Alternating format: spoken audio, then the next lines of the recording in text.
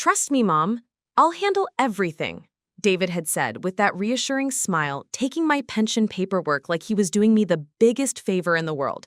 3 months later, I walked into First National Bank and asked to see my retirement account statement. The teller's confused expression said it all, before she even spoke. "I'm sorry, ma'am, but there's no account under your name." That's when I realized my son hadn't been managing my pension. He'd been stealing it. We're about to dive deep into this story, but first, if you're watching this and you're over 60 or you have elderly parents, drop a money bag in the comments below. Financial abuse of seniors is more common than you think, and this story might save you or someone you love from the same nightmare I lived through. Don't forget to subscribe because today's story will show you exactly what to watch out for. My name is Eleanor Whitmore, and at 70 years old, I thought I'd seen every type of betrayal life could throw at someone. I'd survived a difficult divorce 30 years ago, raised 2 children as a single mother while working full-time as a high school English teacher in Millbrook, Connecticut, and managed to build what I believed was a secure retirement nest egg through decades of careful saving and disciplined financial planning.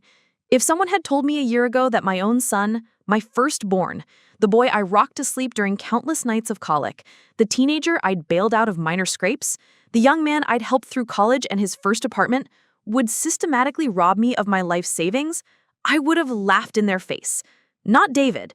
Not my David, who called me every Sunday without fail, who brought me flowers on Mother's Day, who had always been the more responsible of my 2 children. But that's exactly what happened. And the worst part? It didn't happen overnight. It wasn't a sudden, obvious theft that I could have spotted and stopped. No, this was a slow, methodical, sophisticated operation that took advantage of my trust, my love, and yes, my gradual aging process in ways so subtle that I didn't notice until it was almost too late. When I walked into First National Bank that gray Tuesday morning in October, I thought I was simply being a responsible retiree, checking on my accounts the way my late husband Harold had taught me to do monthly. Harold Whitmore had been a meticulous man, an accountant by profession and by nature, who'd instilled in me the importance of knowing exactly where every penny stood at all times. A person who doesn't know their financial position, Harold used to say while reviewing our monthly statements at the kitchen table, is a person who's given up control of their own life. I'd taken those words to heart after his passing 5 years ago. Every month, I'd walk the 6 blocks from my small but comfortable Cape Cod home on Elm Street to the bank, speak with my regular teller, Mrs. Rodriguez, and review my statements with the same thoroughness Harold had taught me to do. It was more than just financial responsibility. It was a ritual that kept me connected to the fiscal discipline that had allowed us to build our modest but secure retirement fund. But that October morning, Mrs. Rodriguez wasn't at her usual window. Instead, I found myself face to face with a young woman I'd never seen before. Someone who couldn't have been older than my granddaughter, wearing a name tag that read Ashley in cheerful blue letters. "How can I help you today?" Ashley asked with the bright professional smile that banks train their employees to wear like uniforms. "I'd like to review my pension account statements, please," I said, sliding my identification across the marble counter that had been worn smooth by decades of similar transactions. "Eleanor Whitmore, account ending in 7452. That's when Ashley's expression changed. Not dramatically, just a slight furrow in her brow, a hesitation that lasted perhaps 3 seconds too long. She typed something into her computer, paused, typed again, and then looked up at me with confusion written across her young face. "I'm sorry, Mrs. Whitmore, but there's no account under your name with that number. Could you double-check the account information?" I felt my chest tighten with the kind of anxiety that comes when the world suddenly doesn't make sense. "That's impossible," I said, opening my worn leather purse, the same purse Harold had bought me for our 20th anniversary, and pulling out the small notebook where I kept all my important account numbers written in my careful Palmer method handwriting. "I've banked here for 32 years. My pension direct deposits go to account ending in 7452. Ashley typed again, her fingers moving across the keyboard with increasing urgency. "Ma'am, I'm showing that account number, but it's under the name David Whitmore, not Eleanor Whitmore. The account was opened 3 months ago." The blood drained from my face so quickly that I had to grip the counter to keep from swaying. David Whitmore. My son's name. On my pension account? That can't be right, I stammered, feeling suddenly vulnerable and exposed in a way that I hadn't experienced since the early days after Harold's death. My pension deposits come from the Connecticut teachers' retirement system. They've been depositing into my account here for 5 years, ever since I retired from Millbrook High School. Ashley's expression shifted from confusion to concern, the kind of look young people get when they realize they're dealing with something far more serious than a simple account inquiry. Mrs. Whitmore, would you like me to call my supervisor? I think we need to look into this more carefully. As Ashley disappeared into the back office area, I stood alone at that marble counter, my mind racing through the events of the past 3 months like a detective trying to solve a crime that had already been committed. How had I not noticed? How had I been so blind? The answer, I realized with growing horror, lay in the very trust that David had systematically exploited. 3 months ago, in early July, David had visited me for what I'd thought was simply a routine son checking on his mother visit. He'd driven up from his apartment in Hartford, about 40 minutes south, bringing with him a bottle of my favorite wine and that easygoing charm that had made him popular throughout his school years. We'd spent a pleasant Saturday afternoon on my back porch, the one Harold had screened in during the summer before his heart attack, talking about everything and nothing. David's job at the insurance company seemed to be going well. His relationship with his girlfriend Monica appeared stable. He was 38 years old, seemingly settled and responsible. Nothing like the wayward younger brother, Thomas, who'd spent his 20s bouncing from job to job and city to city before finally settling in Oregon with a wife I'd never met and children I saw only in Christmas cards. It was during our second glass of wine, as the sun was beginning to set through the maple trees that lined my backyard, that David had brought up what seemed like a casual concern. "Mom," he'd said, swirling the wine in his glass in that thoughtful way he'd developed as an adult, "I've been thinking about your finances lately. Are you keeping up with all the paperwork and statements and everything?" The question had seemed so natural, so caring, that I'd felt a warm flush of gratitude for having such a thoughtful son. "Of course, sweetheart. Your father trained me well before he passed. I check everything monthly, just like he taught me." I know, David had said quickly, raising his hand in a gesture that suggested he wasn't questioning my competence. "I'm not worried about your ability to handle things. It's just, well, there's so much financial stuff these days. Online banking, new regulations, cybersecurity threats. I deal with this stuff every day at work, and even I struggle to keep up sometimes." He'd leaned forward in his chair, his expression earnest and concerned. "I was reading an article the other day about seniors who've been targeted by financial scammers, and it got me thinking, not that you're vulnerable or anything like that," he'd added hastily, "but maybe it would be helpful if someone else was keeping an eye on things too. You know, as a backup, a second set of eyes." Looking back now, standing in that bank with my world crumbling around me, I could see how masterfully David had played that conversation. He hadn't suggested that I wasn't competent or failing. Instead, he'd positioned himself as a protective son, looking out for my mother's interests in an increasingly complex financial world. "What exactly are you suggesting?" I'd asked that evening, though I was already warming to the idea. The truth was, managing finances had become more complicated since Harold's death. The banks had switched to online systems that confused me. The retirement paperwork seemed to multiply every year. And yes, I had been worried about scammers after reading several stories in the local newspaper about elderly residents being tricked by sophisticated phone schemes. "Nothing dramatic," David had assured me. "Maybe just let me look over your statements each month, make sure everything looks right, help you spot anything unusual. I could even help you set up online banking so you can check your accounts anytime you want to, not just when you walk to the bank." The suggestion seemed so reasonable, so thoughtful, that I agreed almost immediately. What harm could there be in letting my son, my trusted son, with his college education and his job in the financial sector, help me navigate the increasingly complex world of retirement finances? "That would be wonderful, David," I'd said, feeling a weight lift from my shoulders that I hadn't even realized I'd been carrying. "I've been feeling a bit overwhelmed by all the paperwork lately. Your father always handled the more complicated aspects, and I suppose I've been feeling a bit lost without his guidance." David's smile had been radiant, filled with what I interpreted as filial love and protective instinct. "Don't worry about anything, Mom. I'll take care of everything. You won't have to stress about financial stuff anymore." What happened next had seemed like simple efficiency. David had asked for copies of my financial documents, bank statements, pension information, insurance policies, so he could get familiar with my financial picture and set up a monitoring system. He'd been so professional about it, bringing a folder and organizing everything meticulously, explaining each step of what he called financial oversight. He even created a little chart showing my monthly income and expenses, praising me for my careful budgeting and disciplined saving over the years. "Mom, you've done an incredible job building this nest egg.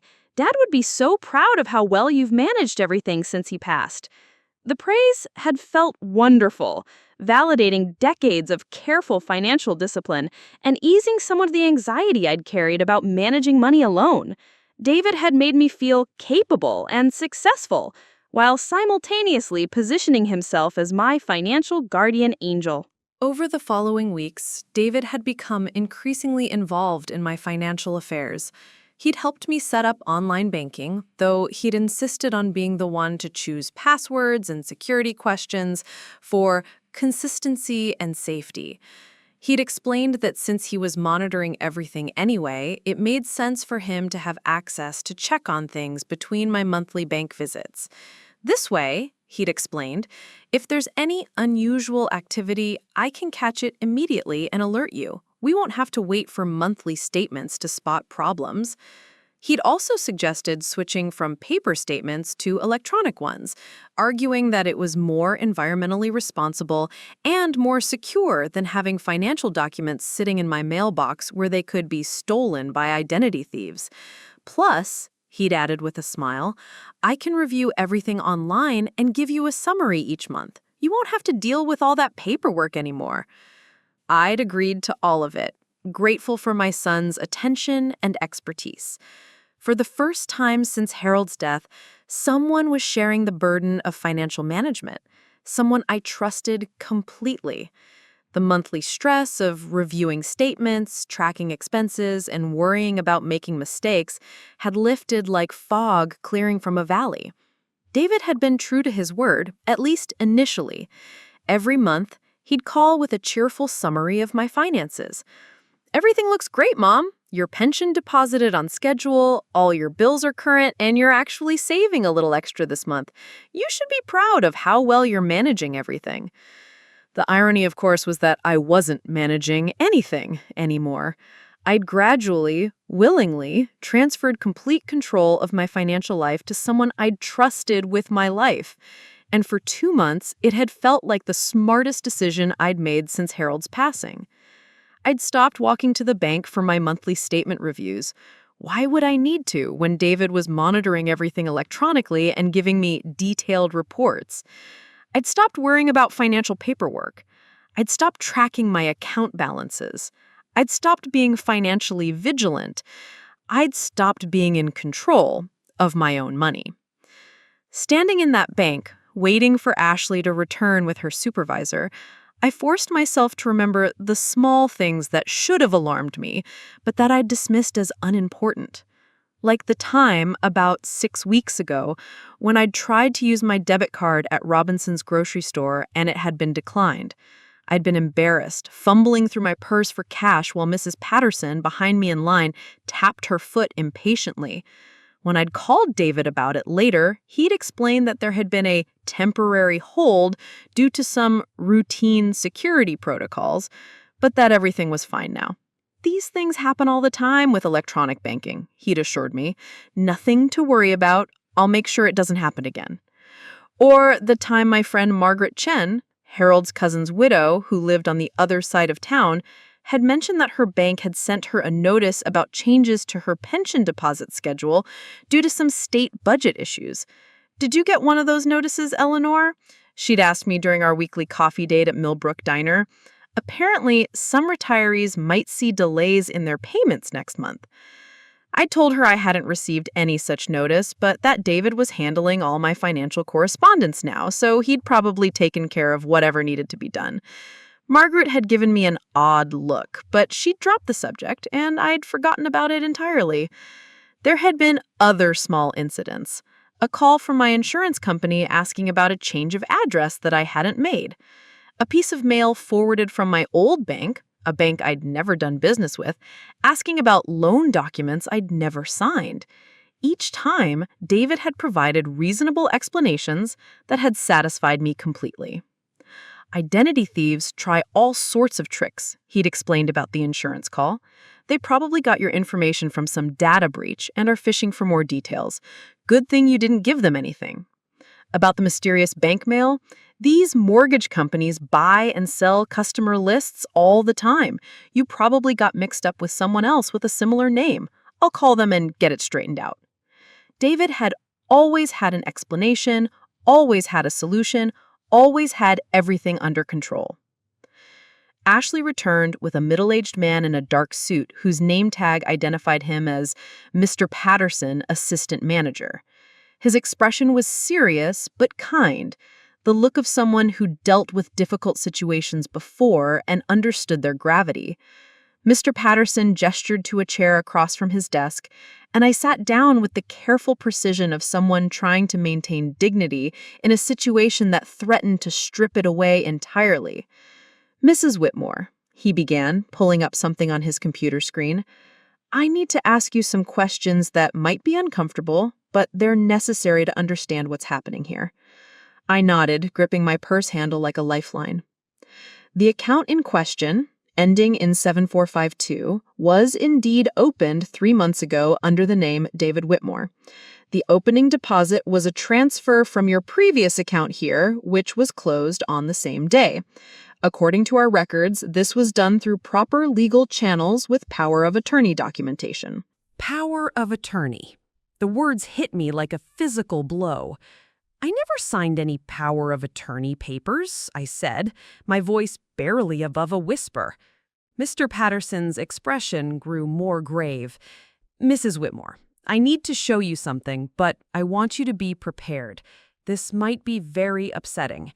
He turned his computer monitor toward me, and I found myself looking at a document that bore my signature on legal paperwork that granted David Whitmore complete power of attorney over my financial affairs. But I had never signed that document. I had never even seen it before that moment. Yet there was my signature, perfect in every detail, authorizing my son to take complete control of my life's savings. "Mrs. Whitmore," Mr. Patterson said gently, "I need to tell you that this goes beyond just the one account. According to the power of attorney documentation, Mr. David Whitmore has also assumed control of your pension direct deposits, your savings accounts, and your investment portfolio." The room seemed to tilt around me. My investment portfolio? "The mutual funds and CDs that were in your name have been transferred to accounts under his control. The total value," Mr. Patterson paused, consulting his screen, "appears to be approximately $347,000. $347,000. My entire life savings. 45 years of teaching, saving every possible penny, investing carefully under Harold's guidance, living modestly so that I could have security in my retirement years. Gone. Transferred to my son's name with a signature I'd never made on documents I'd never seen." "How is this possible?" I asked, though my voice sounded strange and far away, as if it were coming from someone else entirely. "Mrs. Whitmore, I'm afraid you're dealing with what appears to be a case of financial elder abuse. It's more common than most people realize, and it's often perpetrated by family members who have access to personal information and who understand their victims' habits and vulnerabilities. Financial elder abuse. Victim. The words felt foreign and shameful, as if Mr. Patterson were describing someone else's life, someone foolish enough to be taken advantage of by their own child. What do I do now? I asked, and for the first time since walking into the bank that morning, I felt tears threatening to spill down my cheeks. Mr. Patterson leaned forward, his expression combining professional competence with genuine compassion. First, we document everything. Then we contact the police. Financial fraud is a serious crime, Mrs. Whitmore, even when it's committed by family members, especially when it's committed by family members. As I sit here now, 6 months later, telling you this story, I want you to understand what I learned that day in Mr. Patterson's office and in the difficult months that followed. I learned that financial abuse of elderly people is a billion-dollar crime that destroys families and devastates lives every single day. I learned that the people most likely to steal from seniors are their own children and grandchildren, people who have intimate knowledge of their habits, fears, and vulnerabilities. I learned that my son David had spent months studying my routines, my anxieties about financial management, and my deep trust in family bonds, and had used all of that knowledge to systematically rob me of everything I'd worked my entire adult life to build. But I also learned something else, something that took me by surprise, and that I want to share with every person watching this video. I learned that I was stronger than I knew, that even at 70 years old, even after being betrayed by the person I loved most in the world, even after having my trust and my financial security destroyed, I could fight back, I could recover, I could rebuild, and I could make sure that what happened to me never happened to anyone else I had the power to protect. Over the next parts of this story, I'm going to tell you exactly how David pulled off this sophisticated theft. I'm going to show you the warning signs I missed, the manipulation tactics he used, and the legal and emotional weapons he deployed to keep me from questioning his actions. But more importantly, I'm going to tell you how I fought back, how I got my money back, how I sent my own son to prison for what he did to me, and how I rebuilt not just my financial security, but my sense of self-worth and my faith in my own judgment. This isn't just a story about financial fraud. It's a story about family betrayal, about the vulnerability that comes with aging, about the assumptions we make about love and loyalty, and about the strength that we can find when we're pushed to our absolute breaking point. If you're watching this video, chances are good that either you or someone you love has been targeted by financial predators. Maybe you've noticed warning signs but dismissed them because you didn't want to believe that someone you trusted could betray you so completely. I'm here to tell you that your instincts are probably right, that your suspicions are probably justified, and that you have more power to protect yourself and fight back than you realize. By the end of this story, you'll know exactly how to spot financial abuse before it destroys your life. You'll understand the legal options available to victims, and you'll see how one 70-year-old retired English teacher from a small Connecticut town took on a sophisticated financial predator who happened to be her own son, and won. To understand how completely David's betrayal devastated my life, you need to understand the world I'd spent 70 years building. A world of careful routines, hard-earned security, and deep-rooted values that made his deception not just criminal, but spiritually crushing. My story begins not with the theft, but with the life that made the theft so devastating. Because when someone steals your money, they're not just taking your present security, they're stealing the future you spent decades creating, penny by penny, decision by careful decision. Millbrook, Connecticut is the kind of New England town that appears on postcards and in movies about simpler times. Population 8,400, founded in 1743, with a main street lined by maple trees that turn brilliant red every October, and a town green where the high school marching band still practices on Tuesday evenings. It's a place where people know their neighbors, where the same families run the same businesses for generations, and where a woman like me could build a quiet, respectable life over the course of 5 decades. I arrived in Millbrook in 1971, fresh out of Central Connecticut State University with a brand new teaching degree and more enthusiasm than experience. I was 23 years old, newly married to Harold Whitmore, and convinced that I could change the world one third grader at a time. Harold had gotten a job as a junior accountant at Morrison & Associates, the town's oldest accounting firm, and we'd rented a tiny apartment above what is now Chen's Market on Elm Street. Those early years were lean but happy. Harold made $8,200 a year, and I made $6,800 teaching at Millbrook Elementary. We drove a used 1967 Volkswagen Beetle that Harold had bought for $1,200, and we thought we were living like kings. Every Friday night, we'd go to Mario's Pizza for dinner, 1 large pepperoni pizza and 2 Cokes for $3.75, and every Sunday after church, we'd walk through the nicer neighborhoods, dreaming about the house we'd buy someday when we could afford it. Harold was a careful man, methodical in everything he did. While other young couples our age were buying things on credit and living paycheck to paycheck, Harold insisted that we save at least 20% of our combined income every month, no matter how tight things got. He'd learned financial discipline from his father, who'd survived the Great Depression by never spending a dollar he didn't have and never trusting anyone else to manage his money. "Eleanor," Harold would say as we sat at our tiny kitchen table every Sunday evening, balancing our checkbook and planning the next week's expenses, "financial security isn't about how much you make, it's about how much you keep and how smart you are about protecting what you've earned." By 1976, we'd saved enough for a down payment on our first home, a modest Cape Cod on Cedar Lane with 2 bedrooms, 1 bathroom, and a kitchen that hadn't been updated since the Eisenhower administration.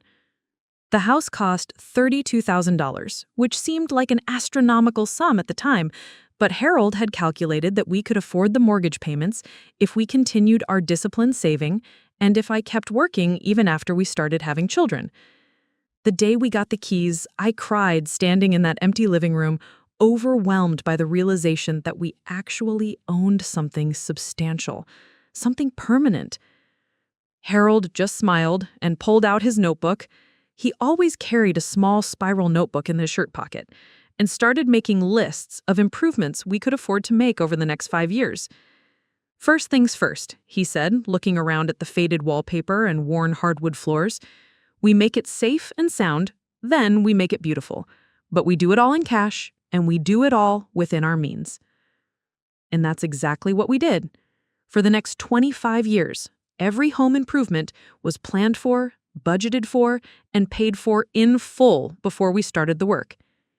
Harold would research contractors, get multiple quotes, and negotiate fair prices. I would shop sales for materials and furnishings, sometimes waiting months for the right item at the right price. By 2001, when Harold suffered his first heart attack, our modest Cape Cod had been transformed into something beautiful. We'd added a screened-in back porch, updated the kitchen with modern appliances bought during end-of-season sales, refinished the hardwood floors ourselves over the course of 3 summer vacations, and landscaped the yard with perennials that Harold had grown from seed in our basement. More importantly, we'd paid off the mortgage in 18 years instead of 30, and we'd saved enough money to feel genuinely secure about our retirement years.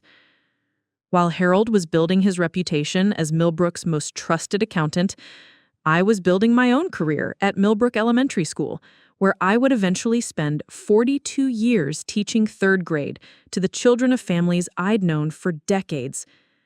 Teaching in a small town is different from teaching in a big city. In Millbrook, I didn't just teach children. I taught the children of my former students, and eventually the grandchildren of my earliest students. I watched families grow and change over the generations. I saw shy 8-year-olds grow up to become town selectmen and successful business owners.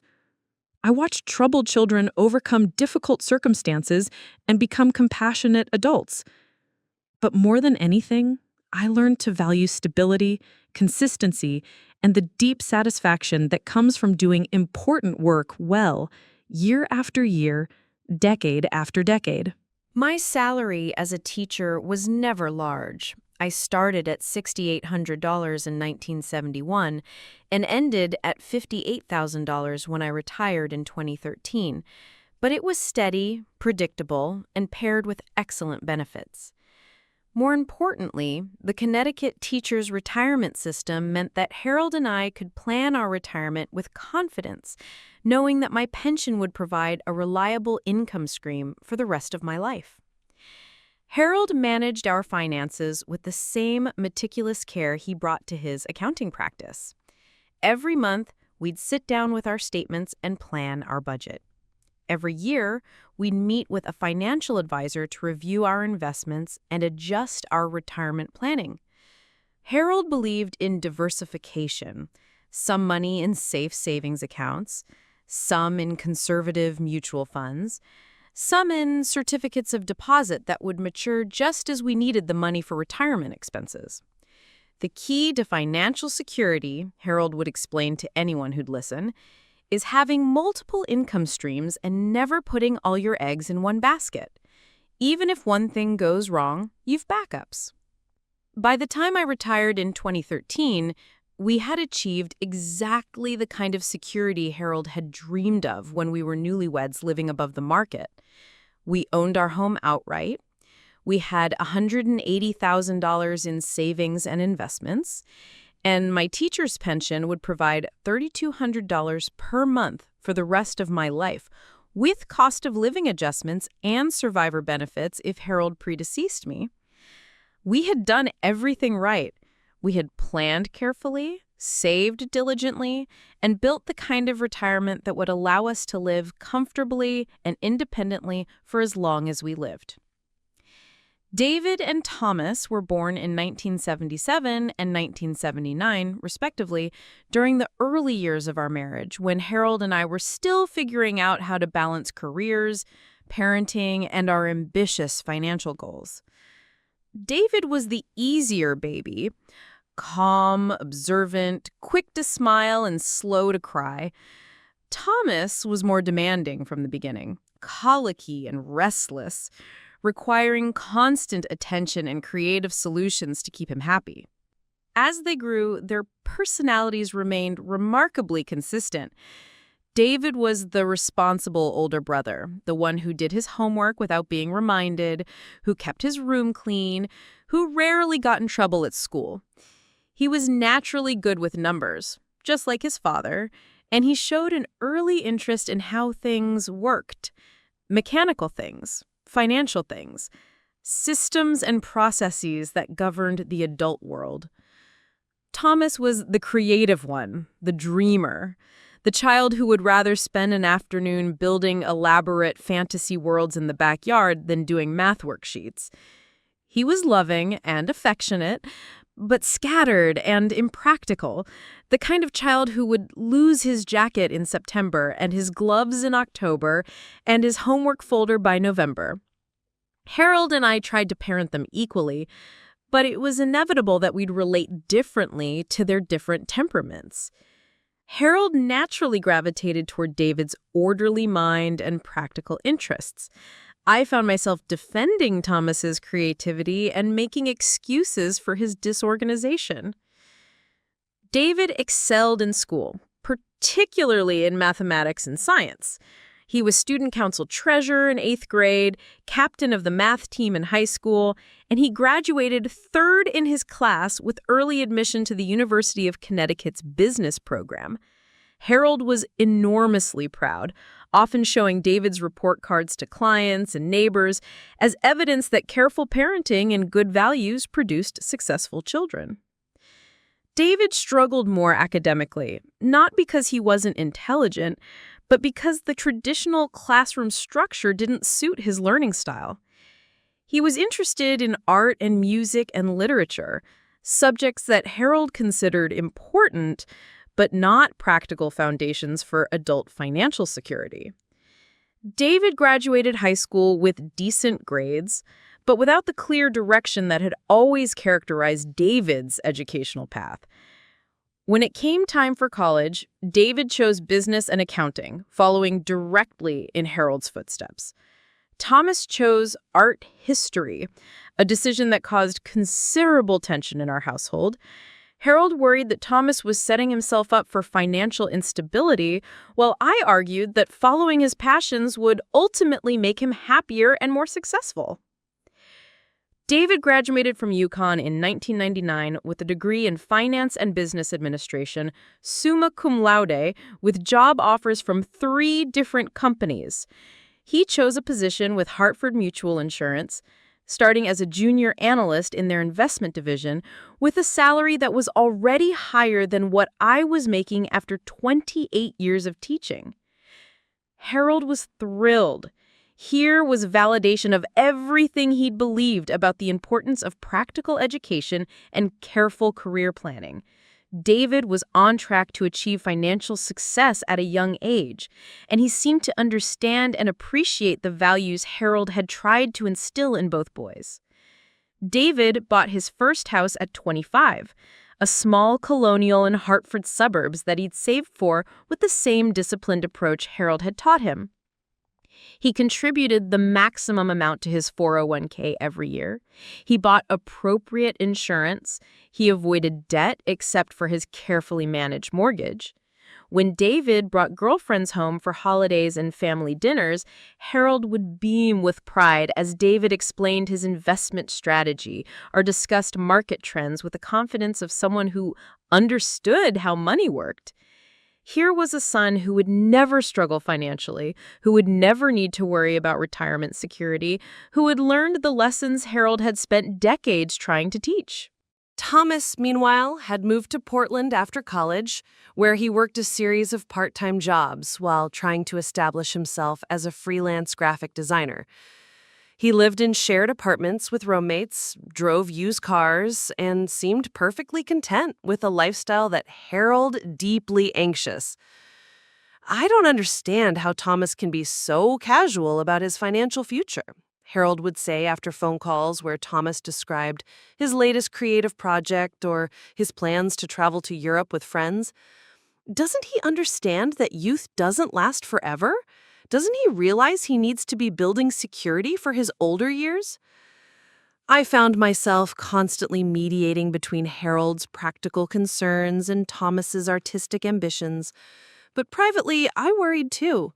Not because Thomas wasn't talented or capable, but because he seemed so different from David, so uninterested in the financial planning that had given Harold and me such peace of mind. When I retired from teaching in June 2013, Harold and I entered what we expected would be the golden years we'd spent 4 decades planning and saving for. Harold had retired from Morrison & Associates 2 years earlier, and we'd settled into a comfortable routine that revolved around simple pleasures and modest adventures. Our daily schedule was wonderfully predictable. Harold would wake at 6:30 every morning and make coffee while I read the Hartford Courant from front to back. After breakfast, he'd work in his workshop in the basement, building furniture and fixing small appliances for neighbors, while I tended my garden or worked on quilting projects with the Ladies' Circle at First Congregational Church. Afternoons were for errands, grocery shopping, or visiting friends. We'd have an early dinner at 5:30, watch the evening news together, and then read in the living room until bedtime. Fridays, we'd go to Mario's Pizza, just like we had as newlyweds, though the price had gone up considerably over the years. Sundays, we'd go to church and then drive through the countryside, admiring the changing seasons and talking about everything and nothing. It was a quiet life, but it was deeply satisfying. We had earned our peace, our security, our freedom from financial worry. Every month, my pension check arrived like clockwork. Every quarter, we'd review our investment statements and marvel at how our careful saving had compounded over the decades. Harold had calculated that if we maintained our current lifestyle and if our investments performed reasonably well, we had enough money to last until we were both 95. We could afford to help our grandchildren with college expenses someday. We could handle most medical emergencies without financial stress. We could even afford the kind of long-term care that might become necessary as we aged. "We did it, Eleanor," Harold would say sometimes, usually on Sunday evenings as we reviewed our monthly financial statements. "We actually did it. We built a secure retirement." Harold's second heart attack came suddenly on a Tuesday morning in March 2016. He'd been in his workshop, sanding a bookshelf he was building for our neighbor, Mrs. Patterson, when he collapsed. The paramedics said he died quickly, probably before he hit the floor. The doctor at the hospital assured me that he hadn't suffered. The grief was overwhelming, but so was the practical reality of suddenly managing alone all the financial responsibilities that Harold had handled for 45 years. For weeks after the funeral, I was paralyzed by the complexity of it all. Bank accounts and investment portfolios and insurance policies and tax documents that I'd never had to understand in detail. But Harold had prepared me well, even if I hadn't realized it at the time. All our important documents were organized in labeled folders in his desk. He'd left detailed instructions about which bills needed to be paid when, which accounts needed attention, and which professionals I should consult for major decisions. More importantly, he'd taught me the principles that governed all his financial decisions. Spend less than you earn, save consistently, diversify your investments, never trust anyone completely with your money, and always know exactly where every dollar stands. David had been wonderfully supportive during those difficult months after Harold's death. He'd helped me understand the insurance paperwork and the probate process. He'd reviewed Harold's investment portfolio with me and assured me that everything was in good order. He'd even offered to take over some of the more complex aspects of financial management. But I'd declined, feeling that I needed to learn to handle my affairs independently. "I appreciate the offer, sweetheart," I'd told him, "but your father spent decades teaching me these principles. I think he'd want me to apply what he taught me and maintain control of my own financial life." David had seemed proud of my independence. "That's exactly what Dad would have wanted," he agreed. "You're stronger than you know, Mom. You don't need anyone else to manage your money." For 3 years, I'd proven him right.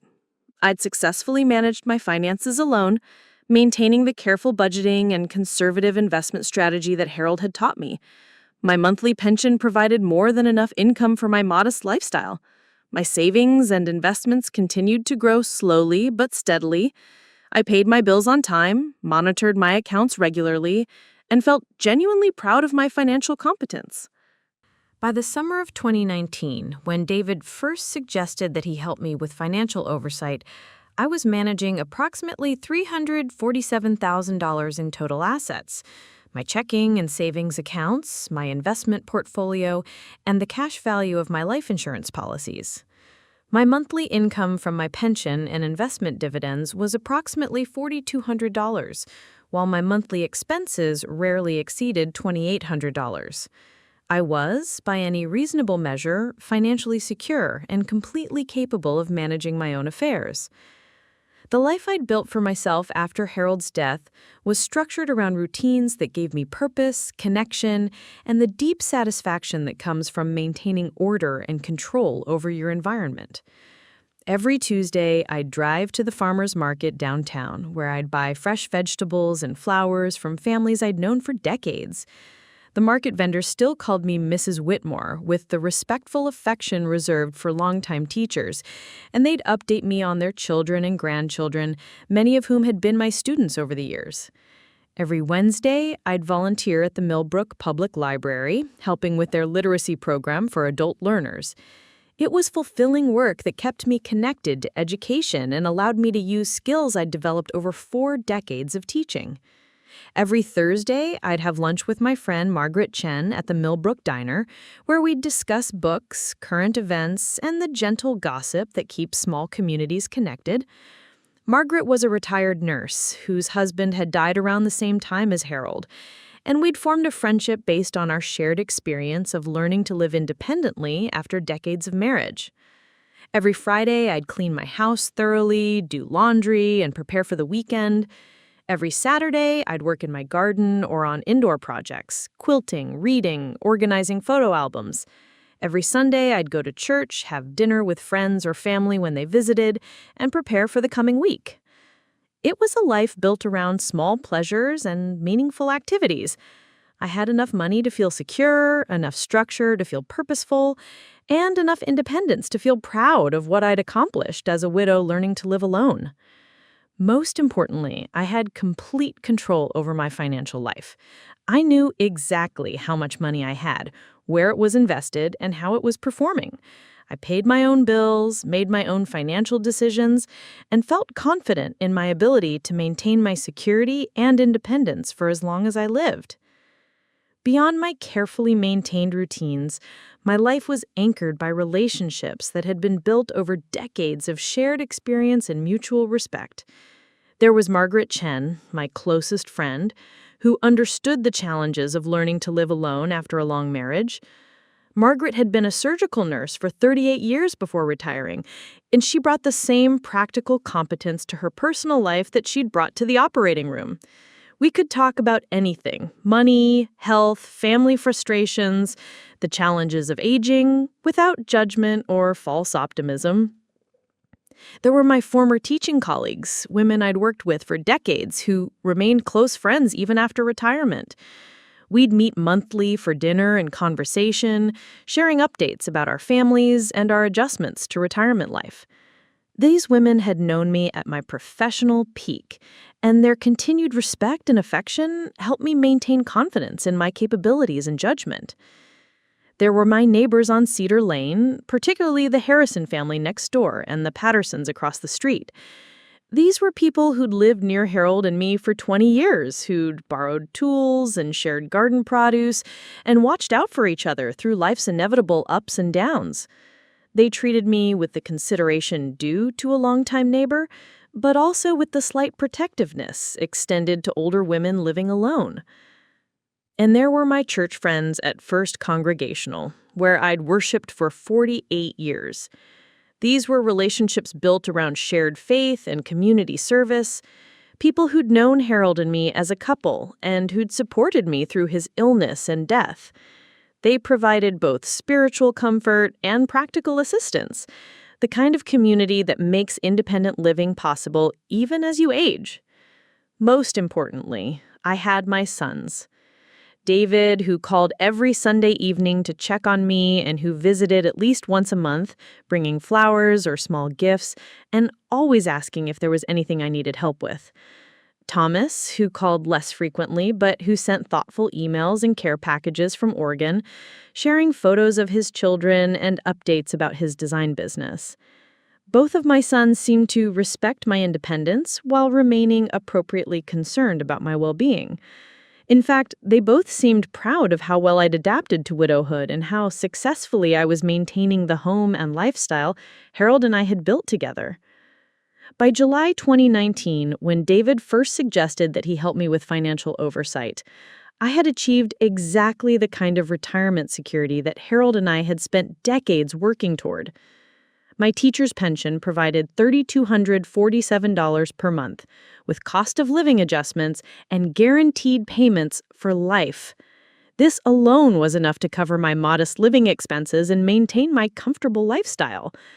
My investment portfolio, which Harold had built over 30 years of careful saving and conservative investing, was worth approximately $180,000.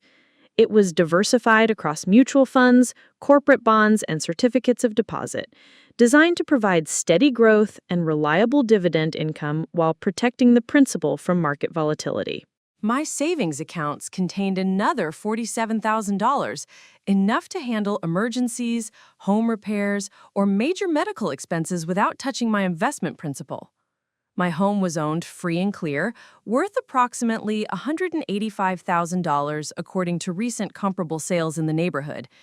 It was in excellent condition, having been maintained meticulously by Harold and me over 23 years of ownership. My life insurance policies had a combined cash value of approximately $35,000, money that I could access if necessary, but that I preferred to leave intact as a legacy for my sons. In total, my net worth was approximately $447,000, Not wealthy by contemporary standards, but more than sufficient to maintain my independence and security for the rest of my life, even if I lived to be 100. More importantly, I understood every aspect of my financial situation. I knew where every dollar was invested, what returns I could expect, and how long my money would last under various scenarios. Harold had taught me well, and I had proven to myself over 3 years of independent financial management that I could handle these responsibilities competently and confidently.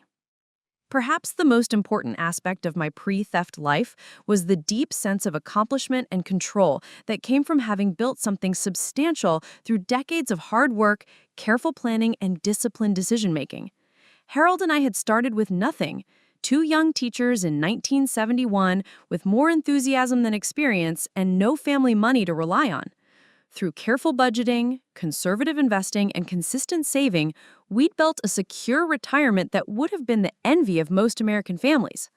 We'd put both our sons through college without debt. We'd paid off our mortgage 18 years early. We'd maintained excellent health insurance and long-term care policies. We'd even managed to help our church and community through charitable giving that reflected our values while staying within our means. I had spent 42 years teaching children to read, write, and think critically about the world around them. I'd influenced hundreds of young lives, many of whom still sent me Christmas cards and graduation announcements decades later. I'd built a career that provided both personal fulfillment and financial security. Most importantly, I'd learned to manage my own affairs competently and independently after Harold's death. At 70 years old, I was proof that aging didn't have to mean helplessness or dependence. I could maintain my home, handle my finances, and live according to my own values and priorities. This sense of competence and control wasn't just personally satisfying, it was essential to my identity as an independent woman who'd earned her security through a lifetime of good decisions and hard work. When David first suggested helping me with financial oversight in July 2019, he wasn't just offering to assist with paperwork management.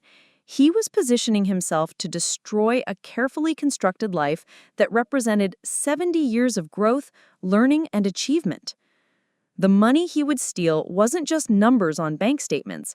It was the tangible result of every early morning I'd gotten up to teach, every evening Harold and I had spent planning our budget instead of watching television, every vacation we'd postponed to maximize our retirement savings, every luxury we'd foregone to ensure our financial security.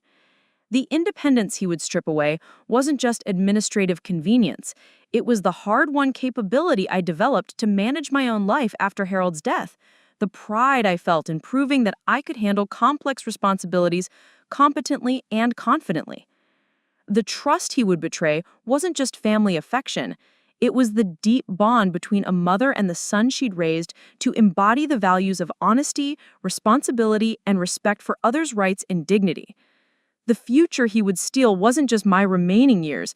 It was the peaceful, secure retirement that Harold and I had sacrificed to build, the legacy we'd planned to leave our grandchildren, and the independence that allowed me to age with dignity in my own home. This was the life I'd built, the world I inhabited, the security I'd earned through a lifetime of careful choices and hard work. And David was about to destroy all of it with a sophistication and cruelty that would have been unimaginable to the trusting mother who welcomed his offer of help that summer evening on my screened-in porch. But understanding what I had before David took it away is crucial to understanding why I fought so hard to get it back, and why I ultimately succeeded in not just recovering my money, but in rebuilding my life on an even stronger foundation of self-knowledge and determination. The woman David thought he could easily manipulate and control had been forged by 70 years of challenges overcome and responsibilities met. He was about to discover that stealing from someone like that isn't just criminal, it's ultimately self-defeating. Because the same strength that had built my secure retirement would prove more than capable of destroying anyone who tried to take it away. The phone call came on a humid Wednesday evening in July 2019, just as I was settling down with a cup of chamomile tea and the latest issue of Better Homes and Gardens. The familiar ring of my old rotary phone, the same cream-colored model Harold and I had bought in 1983, cut through the peaceful silence of my living room like an unwelcome intrusion into my carefully ordered evening routine. Hi, Mom. David's voice carried its usual warmth, but there was something underneath it that I couldn't quite identify. A tension, perhaps, or a carefully controlled excitement that made me set down my teacup and pay attention more closely than I normally would to one of our routine weekly conversations. David, sweetheart, I replied, genuinely pleased to hear from him. These Wednesday evening calls had become a cherished part of my week since Harold's death, a reliable connection to family that helped ease the quiet loneliness that sometimes crept into my well-structured days. How are things in Hartford? How's the new project you mentioned last week? David worked as a senior analyst for Hartford Mutual Insurance, specializing in what he called risk assessment for high-value portfolios, work that sounded impressively complicated to me and that seemed to provide him with a comfortable salary and good benefits. He'd been with the company for nearly 20 years, ever since graduating from UConn, and he'd worked his way up steadily through the ranks. Actually, that's part of what I wanted to talk to you about, David said, and I could hear him settling into what sounded like a comfortable chair. In the background, I could hear the faint sound of a television and the distant hum of air conditioning, the ambient noise of his Hartford apartment that had become familiar to me through years of phone conversations. Oh, is there a problem at work? I asked, immediately concerned. David had always been so responsible, so reliable in his career. The idea that he might be facing professional difficulties made my maternal instincts flare to life. No, nothing like that, David assured me quickly. If anything, work is going better than ever. I just got assigned to a really interesting case, analyzing financial patterns in elder fraud investigations for our corporate insurance division. Elder fraud. The words sent a small chill down my spine, though I couldn't have said exactly why. Perhaps it was simply the reminder that people my age were often seen as vulnerable targets, or perhaps it was some deeper intuition that would only make sense in retrospect. That's important, I said carefully. I imagine that's unfortunately a growing problem. You have no idea, Mom. David's voice took on the slightly lecturing tone he'd developed in adulthood when discussing subjects in his area of expertise. The statistics are absolutely staggering. The FBI estimates that financial crimes against seniors cost victims over $3 billion annually, and those are just the cases that get reported. Most victims never even realize they've been targeted. He paused, and I could hear him shifting in his chair. The really sophisticated schemes are almost impossible for the average person to detect. These criminals study their targets for months, sometimes years. They learn their habits, their vulnerabilities, their family relationships. They build trust slowly and systematically before they strike. There was something in his tone that made me uncomfortable, though I couldn't articulate what it was.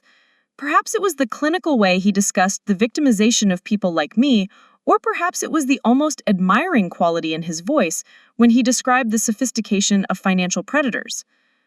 That's terrible, I said, feeling suddenly vulnerable in my quiet house. Thank goodness I'm careful about such things. Your father taught me never to give out personal information over the phone or to respond to suspicious mailings. Well, that's actually what I wanted to discuss with you, David said, and I could hear a new quality entering his voice. Something that sounded like concerned son, but that I would later recognize as calculated manipulation. The cases I'm reviewing at work have really opened my eyes to how vulnerable even smart, careful people can be to financial exploitation. Mom, I don't want to alarm you, but some of the patterns I'm seeing in these fraud cases, well, they involve people exactly like you. Widowed women in their 70s living alone, managing substantial retirement assets without professional oversight. You're exactly the demographic that these criminals target most aggressively. The words hit me like cold water. David, I'm perfectly capable of managing my own finances. I've been doing it successfully for 3 years since your father died. I know, David said quickly, his tone shifting to something more soothing. I'm not questioning your capability at all. You've done an amazing job maintaining everything Dad built. But Mom, the world has changed a lot since Dad set up your financial systems. Online banking, cybersecurity threats, new types of sophisticated scams. It's gotten incredibly complex, even for people who work in the financial industry. I felt a familiar flutter of anxiety in my chest. The same feeling I'd experienced when I'd first tried to use the ATM machine at the bank, or when I'd attempted to set up online bill paying on my computer. Technology had indeed become more complicated, and I often felt like I was falling behind, despite my best efforts to stay current. "I managed just fine," I said, though my voice carried less conviction than I intended. "Of course you do," David agreed immediately. "But I've been thinking, what if something happened to you? A medical emergency, a fall, a period of confusion or disorientation? Who would know enough about your finances to help you? Who would notice if someone was taking advantage of you?" The question struck at my deepest fears about aging alone. What if I did become incapacitated? What if I lost my mental clarity? What if I made a mistake that cost me my security? These were worries that kept me awake some nights, anxieties that I tried to push away, but that lurked constantly at the edges of my consciousness. I suppose I haven't thought about that systematically," I admitted. "That's completely understandable," David said, his voice warm with what sounded like filial concern. "It's not pleasant to think about worst-case scenarios. But, Mom, the work I'm doing has really shown me how important it is to have safeguards in place before you need them." David let that thought settle for a moment before continuing, and I could almost feel him gauging my emotional state through the phone line, calibrating his approach based on my responses. "Here's what I'm thinking," he said, his tone becoming more businesslike, more professional. "What if I used my expertise from work to help you set up some basic monitoring systems for your accounts? Nothing that would interfere with your independence, just some additional oversight to make sure everything stays secure." The suggestion sounded reasonable, even caring. Here was my son using his professional knowledge to protect his mother from the very crimes he dealt with every day at work. What could be more natural or appropriate? "What kind of monitoring?" I asked, curious despite my instinctive resistance to the idea of anyone else becoming involved in my financial affairs. "Simple stuff, really. Maybe helping you set up online access to all your accounts so you can check them more frequently. Reviewing your monthly statements to make sure all the transactions look legitimate. Maybe even helping you diversify your investments a bit more. Some of the funds Dad chose are pretty conservative, and you might be missing out on better returns." Each suggestion sounded logical and benign. Online banking would indeed allow me to monitor my accounts more frequently. Having someone with financial expertise review my statements might catch problems I'd miss. And Harold was quite conservative in his investment choices. Perhaps there were better options available that I didn't know about. "I don't know, David," I said slowly. "I've always believed in maintaining control of my own finances. Your father was very clear about that." "Absolutely," David agreed immediately, "and I completely respect that philosophy. I'm not suggesting that I'd take control of anything. I'm just talking about adding an extra layer of security. Think of it like having a security system on your house. It doesn't mean you can't lock your own doors. It just means you have additional protection." The analogy was persuasive. I did have a security system on my house, installed 2 years ago after a rash of break-ins in neighboring towns. It hadn't made me feel less capable or independent. It had made me feel more secure. "Besides," David continued, "this would actually be a learning opportunity for you. I could teach you about some of the newer financial tools and technologies that might make managing your money easier and more secure. You'd end up with more knowledge and better control, not less." The promise of learning new skills appealed to me. I'd always prided myself on being adaptable and continuing to grow intellectually even in retirement. The idea that I could become more sophisticated in my financial management was attractive. "I suppose it wouldn't hurt to learn more about modern financial management," I said cautiously. "That's exactly the right attitude," David said, and I could hear the smile in his voice. Look, why don't I drive up this Saturday afternoon and we could sit down together and I could show you some of the things I've learned from working on these fraud cases. No pressure, no commitments, just a conversation between a son who works in finance and a mother who wants to stay informed. The invitation seemed natural and low pressure, exactly the kind of family interaction that I valued. But David wasn't finished with his persuasive campaign. Over the next few minutes of our conversation, he deployed what I would later recognize as a sophisticated emotional manipulation strategy designed to exploit my specific vulnerabilities and concerns. Mom, I have to tell you something that's been weighing on me, David said, his tone becoming more serious. Some of the fraud cases I've been reviewing, they involve children who should have been protecting their elderly parents, but who failed to notice the warning signs until it was too late. He paused for effect, letting that sink in. There's one case in particular, a 73-year-old retired teacher from New Haven. Her family thought she was managing fine on her own, but she was actually being systematically robbed by someone she trusted.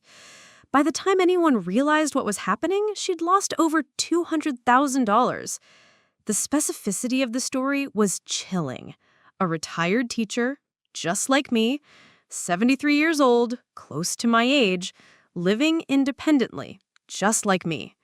The parallels were too obvious to ignore, and I suspected that David had chosen this particular case specifically because of how closely it matched my situation.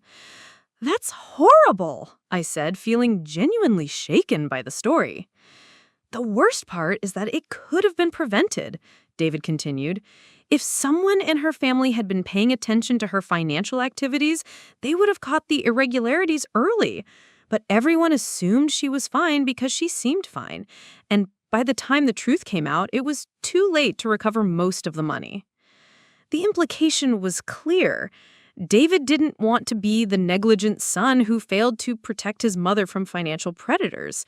And he didn't want me to be the victim who suffered because I was too proud or stubborn to accept help when it was offered by someone who loved me. "David, you're scaring me," I said honestly. "I don't mean to scare you," he replied, his voice immediately becoming more gentle. "I mean to prepare you. The best protection against these kinds of crimes is awareness and vigilance. And sometimes that's easier to maintain when you have someone else watching out for you too." He let that thought settle before delivering what I would later recognize as the emotional killing blow. "Mom, I know Dad would want me to be looking out for you. He spent 45 years protecting your financial security, and he'd want to know that someone was continuing that protection now that he's gone." The invocation of Harold's memory was devastatingly effective. Harold had indeed devoted his life to protecting our financial security, and he had worried about what would happen to me if he died first. David was positioning himself not as an intruder into my independence, but as the continuation of Harold's protective care. "Your father would appreciate your concern," I said softly, feeling tears threaten at the corners of my eyes. "Then let me help," he said simply. "Not because you need help, but because Dad would want to know that someone was watching out for you the way he did." By the end of our conversation, I had agreed to David's Saturday visit, though I still felt ambivalent about the whole discussion. Part of me appreciated his concern and valued his professional expertise. Part of me resented the implication that I needed oversight or protection. And part of me felt guilty for resisting help that was clearly motivated by love and concern. "I'll bring some materials from work," David said as we were ending the call. "Nothing confidential, of course, but some general information about financial security for seniors that might be helpful. And maybe we could look at your current accounts and see if there are any simple improvements we could make." "That sounds reasonable," I agreed, though I made a mental note to maintain firm boundaries about what I would and wouldn't consider changing. "And Mom," David added, his voice taking on a more serious tone, "I want you to know that whatever we discuss on Saturday, the final decisions are always yours. I'm just offering information and perspective. Your independence is important to both of us." The assurance was exactly what I needed to hear. David understood and respected my autonomy. He was offering expertise and support, not trying to take control. This was simply a son helping his mother stay informed and secure, exactly the kind of family support that Harold would have wanted me to have. After we hung up, I sat in my living room for a long time, thinking about our conversation and trying to sort through my complicated feelings about David's offer. On one hand, his concerns seemed genuine, and his expertise was certainly relevant. On the other hand, I'd been managing successfully on my own for 3 years, and I valued my independence enormously. But the story about the retired teacher from New Haven haunted me. What if I was being naive about my vulnerability? What if there were threats I wasn't aware of? What if my insistence on independence was actually putting me at risk? I thought about Harold and what he would have wanted. He'd always believed in being prepared for problems before they occurred. He believed in getting expert advice when dealing with complex issues. And he believed in family members looking out for each other. By the time I went to bed that night, I'd convinced myself that David's visit would be harmless and potentially helpful. I'd listen to his advice, learn what I could, and maintain firm boundaries about what I would and wouldn't consider changing. I was still the person in charge of my life and my finances. David was simply offering to share his expertise. I also found myself paying more attention to news stories about financial fraud and scams targeting elderly people. Once I started looking for such stories, they seemed to be everywhere. Elderly people losing their life savings to telephone scams, senior citizens being cheated by unscrupulous financial advisors, widowed women being taken advantage of by people they trusted. The stories reinforced David's warnings about my vulnerability while simultaneously making me more grateful for his concern. Here was my son, offering to use his professional expertise to protect me from exactly the kinds of crimes that were devastating other families. How could I not appreciate such thoughtful care? On Friday evening, David called to confirm our Saturday appointment and to ask if there was anything specific I wanted him to bring or any particular aspects of my finances I wanted to focus on. "I've been thinking about what you said about diversification," I told him. "Maybe we could look at whether my investment portfolio is too conservative.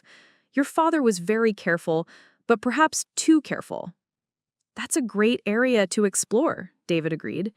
"Conservative investing was smart during Dad's generation, but the market has changed a lot. There might be opportunities for better returns without significantly increasing risk." "And maybe you could explain some of these new online banking features," I added.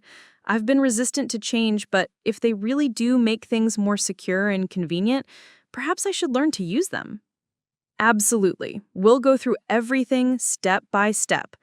And Mom, I'm really proud of you for being open to learning new approaches. A lot of people your age get stuck in old ways of doing things, but you've always been adaptable." The praise felt good, reinforcing my self-image as someone who is continuing to grow and learn even in retirement. David was right. I had always prided myself on being adaptable and open to new ideas. Resistance to his help would be inconsistent with my lifelong approach to challenges and opportunities. David arrived at my house Saturday afternoon at exactly 2 p.m., carrying a leather briefcase that looked impressively professional and a bouquet of flowers from the florist shop downtown. He looked prosperous and confident in his khakis and polo shirt, every inch the successful insurance executive who'd earned the right to offer financial advice. "Hi, Mom," he said, giving me a warm hug and kissing my cheek. "These are for you. I saw them at Brennan's Flowers and thought they'd look beautiful on your kitchen table." The flowers were lovely, a mixed bouquet of summer blooms that perfectly complemented the yellow walls of my kitchen. David knew I loved fresh flowers, and his thoughtfulness reinforced the impression that this visit was motivated by genuine care and affection. "They're beautiful, sweetheart," I said, genuinely touched by the gesture. "Let me put them in water and then we can sit down and talk." As I arranged the flowers, David settled himself at my kitchen table and opened his briefcase, extracting several manila folders and what appeared to be official documents from his insurance company. I brought some general information about financial security for seniors, And I thought we could start by just reviewing your current situation so I can get a better understanding of how everything is structured. The approach seemed logical and non-threatening. We'd start with information and education, then move on to reviewing my current arrangements. No pressure, no immediate changes, just a son sharing his expertise with his mother. Before we start, David said, his tone becoming more serious, I want to reiterate what I said on the phone. This is your money, your life, your decision-making authority. I'm here to provide information and perspective, not to take control or make decisions for you. The reassurance was exactly what I needed to hear. David understood and respected my boundaries. This was going to be a collaborative conversation between equals, not a lecture from an expert to someone presumed to be incompetent. David began our session by showing me statistics and case studies about financial fraud targeting seniors. The information was professionally presented, clearly sourced from legitimate research, and absolutely terrifying in its scope and sophistication. Look at this, Mom, he said, pointing to a chart that showed the exponential growth in elder financial abuse over the past decade. The criminals are getting smarter and more sophisticated every year. They're not just the obviously suspicious phone calls anymore. They're elaborate long-term operations that can take months or even years to fully execute. He showed me examples of different types of fraud: fake investment opportunities, phony charity scams, romance scams targeting widowed women, and most disturbing of all, cases where family members or trusted advisors had systematically stolen from elderly relatives.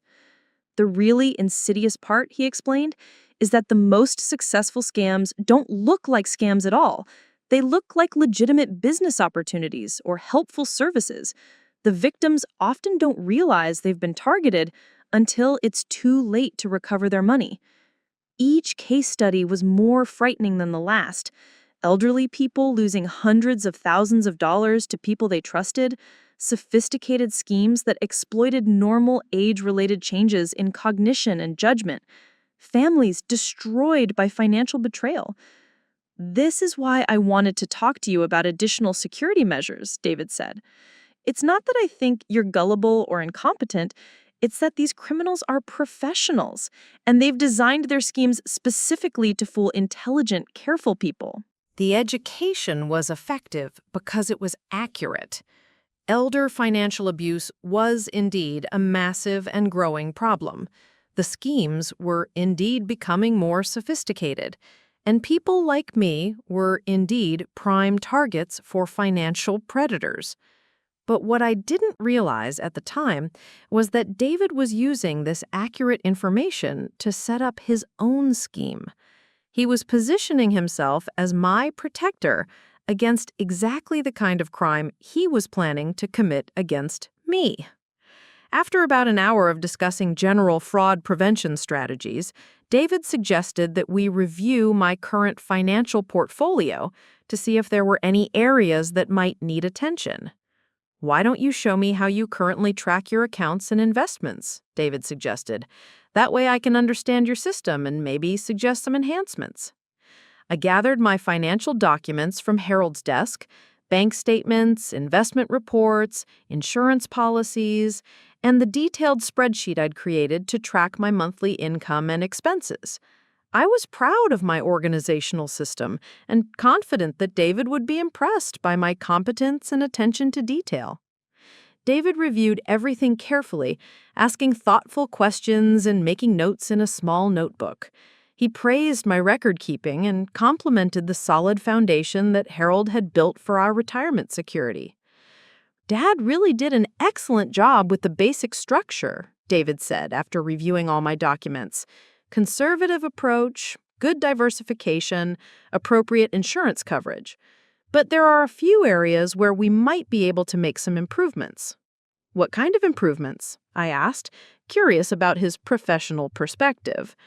Well, first, some of your investments are probably too conservative for someone your age with your financial resources. Dad was worried about protecting principal, which was smart, but you might be missing out on growth opportunities that could significantly increase your retirement income. He showed me calculations suggesting that by shifting some of my conservative investments to higher yield options, I could potentially increase my monthly income by several $100s. Second, your account structure isn't optimized for security or tax efficiency. You've got money scattered across multiple institutions, which makes it harder to monitor and more vulnerable to fraud. David suggested that consolidating my accounts with a single financial institution would make monitoring easier and provide better protection against unauthorized access. And third, he added, you're not taking advantage of online banking and electronic monitoring tools that could help you spot problems much faster than monthly statement reviews. Each suggestion sounded reasonable and beneficial. Higher returns, better security, more efficient monitoring. Who wouldn't want those improvements? It was during this discussion of account consolidation and security improvements that David first mentioned the idea that would eventually give him complete control over my financial life. "Mom, there's one other thing we should probably discuss," David said, his tone becoming more serious. "In all the fraud cases I've reviewed at work, the victims who recovered their money fastest were the ones who had proper legal documentation in place before the crime was discovered." "What kind of legal documentation?" I asked. "Power of attorney agreements. They allow a trusted family member to act on your behalf if you become incapacitated or if there's an emergency that requires immediate action." The concept made sense in principle. If I had a medical emergency or became temporarily unable to manage my affairs, it would be helpful to have someone legally authorized to handle financial matters on my behalf. The key is setting it up before you need it.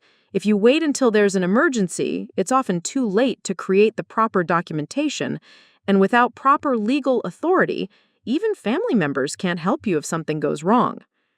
David showed me examples from his work files of elderly people who'd been unable to recover stolen funds because they didn't have power of attorney documentation in place when the crimes were discovered. In one case, a woman in Bridgeport lost $150,000 to a phone scam, but her son couldn't act on her behalf to pursue recovery because she hadn't given him legal authority. By the time they got the proper documentation in place, the trail was cold and the money was gone. The story was compelling and frightening. I certainly didn't want to be in a position where I couldn't get help recovering stolen money because of inadequate legal preparation. "What exactly would a power of attorney allow you to do?" I asked. "Only what you specifically authorize," David assured me. "We could set it up so that I can only act on your behalf in cases of emergency or incapacity. Most of the time, it would just sit in a drawer, unused. But if something happened, a medical emergency, a fraud attempt, any situation where you needed immediate help, I'd be able to act quickly to protect your interests." The explanation sounded reasonable and reassuring. This wouldn't be giving David control over my affairs. It would be giving him the ability to help me in emergencies when I might not be able to help myself. "I'd want to read any such document very carefully before signing it," I said. "Absolutely," David agreed. "In fact, you should probably have your own attorney review it too. This is too important to rush into without proper legal advice." The suggestion that I consult my own attorney was reassuring. If David was planning something nefarious, he certainly wouldn't encourage me to get independent legal counsel. As our conversation continued into the early evening, David skillfully deployed a series of psychological manipulation tactics that I would only recognize in retrospect. He alternated between appealing to my love for him, exploiting my fears about aging and vulnerability, and reinforcing the trust I'd placed in him throughout his life. "Mom, I need you to know how much I admire the way you've handled things since Dad died," David said at one point. "A lot of people your age would have fallen apart or become dependent on their children. But you've maintained your independence and your competence. I'm really proud of you." The praise felt wonderful, but it was immediately followed by a subtle undermining of my confidence. But I also worry about you, David continued. Not because you're not capable, but because the world has become more dangerous for people in your situation. These financial predators are getting more sophisticated every year, and they specifically target intelligent, successful people like you because they know you have assets worth stealing. The combination of praise and fear was psychologically effective. David was telling me I was competent and admirable, while simultaneously suggesting that competence alone wasn't enough to protect me from sophisticated criminals. He also repeatedly invoked Harold's memory and values, suggesting that accepting David's help was what Harold would have wanted. Dad spent his whole life protecting your financial security, David said. He'd want to know that someone was continuing that protection now that he's gone. He'd want to know that you weren't facing these challenges alone. The emotional manipulation was subtle but powerful. David was positioning himself not as someone who wanted to control my finances, but as someone who wanted to honor Harold's memory by continuing his protective care. By the time David prepared to leave that evening, I had agreed to several significant steps that would ultimately give him access to all my financial accounts and personal information. I agreed to let him help me set up online banking for all my accounts, with the understanding that we would use shared passwords so he could monitor for suspicious activity. I agreed to let him research better investment options for part of my portfolio, with the understanding that I would make the final decisions about any changes. I agreed to consider consolidating my accounts with a single institution, with the understanding that David would help me evaluate different options and manage the transition. And most significantly, I agreed to meet with an attorney to discuss setting up a limited power of attorney that would allow David to act on my behalf in emergencies. I really appreciate you being open to these ideas, Mom, David said as he packed up his briefcase. I know change can be uncomfortable, but I think these steps will give you better security and peace of mind. I appreciate your concern and expertise, I replied, meaning it sincerely. Your father would be pleased to know that you're looking out for me. That's all I want, David said, giving me another warm hug. I want to know that you're protected and secure. You've worked too hard for too many years to lose everything to some criminal who targets elderly people. As David drove away that evening, I felt a mixture of gratitude, anxiety, and cautious optimism. I was grateful for my son's concern and expertise.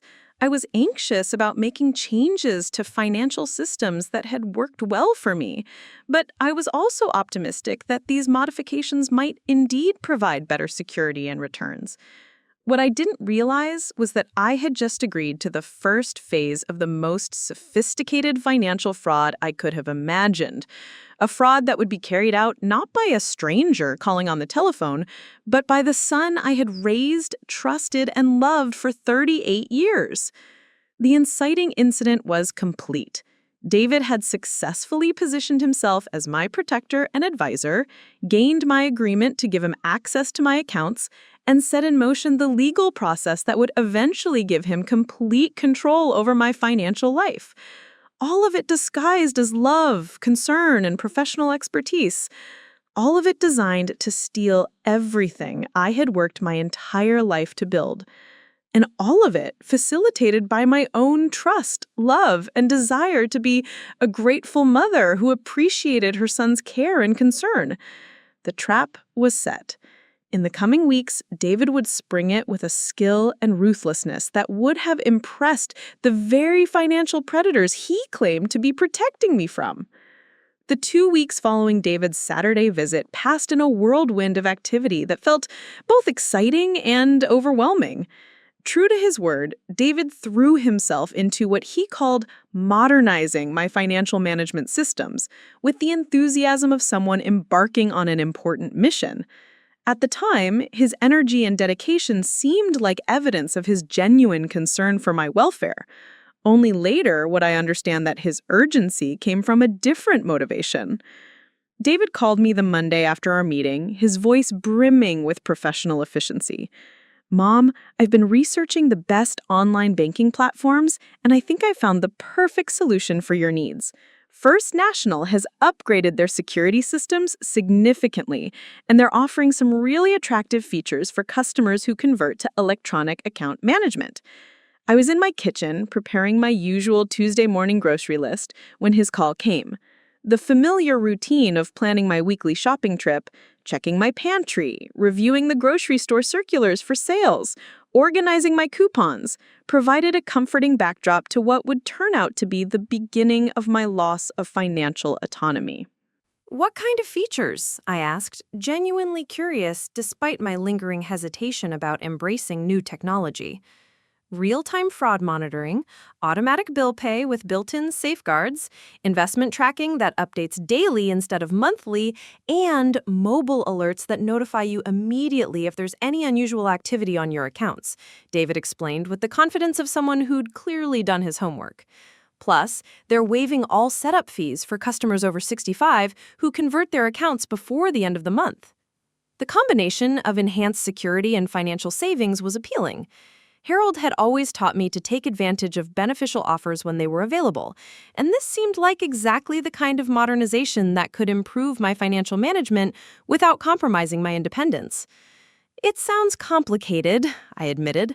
I'm not sure I'm ready to learn such a complex new system. That's exactly why I want to help you set it up, David replied smoothly.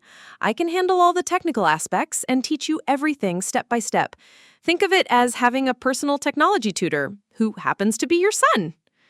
The offer was generous and reassuring. David would handle the complicated setup process, then teach me how to use the new system at my own pace. I'd get all the benefits of modern banking technology without the frustration of trying to figure it out on my own.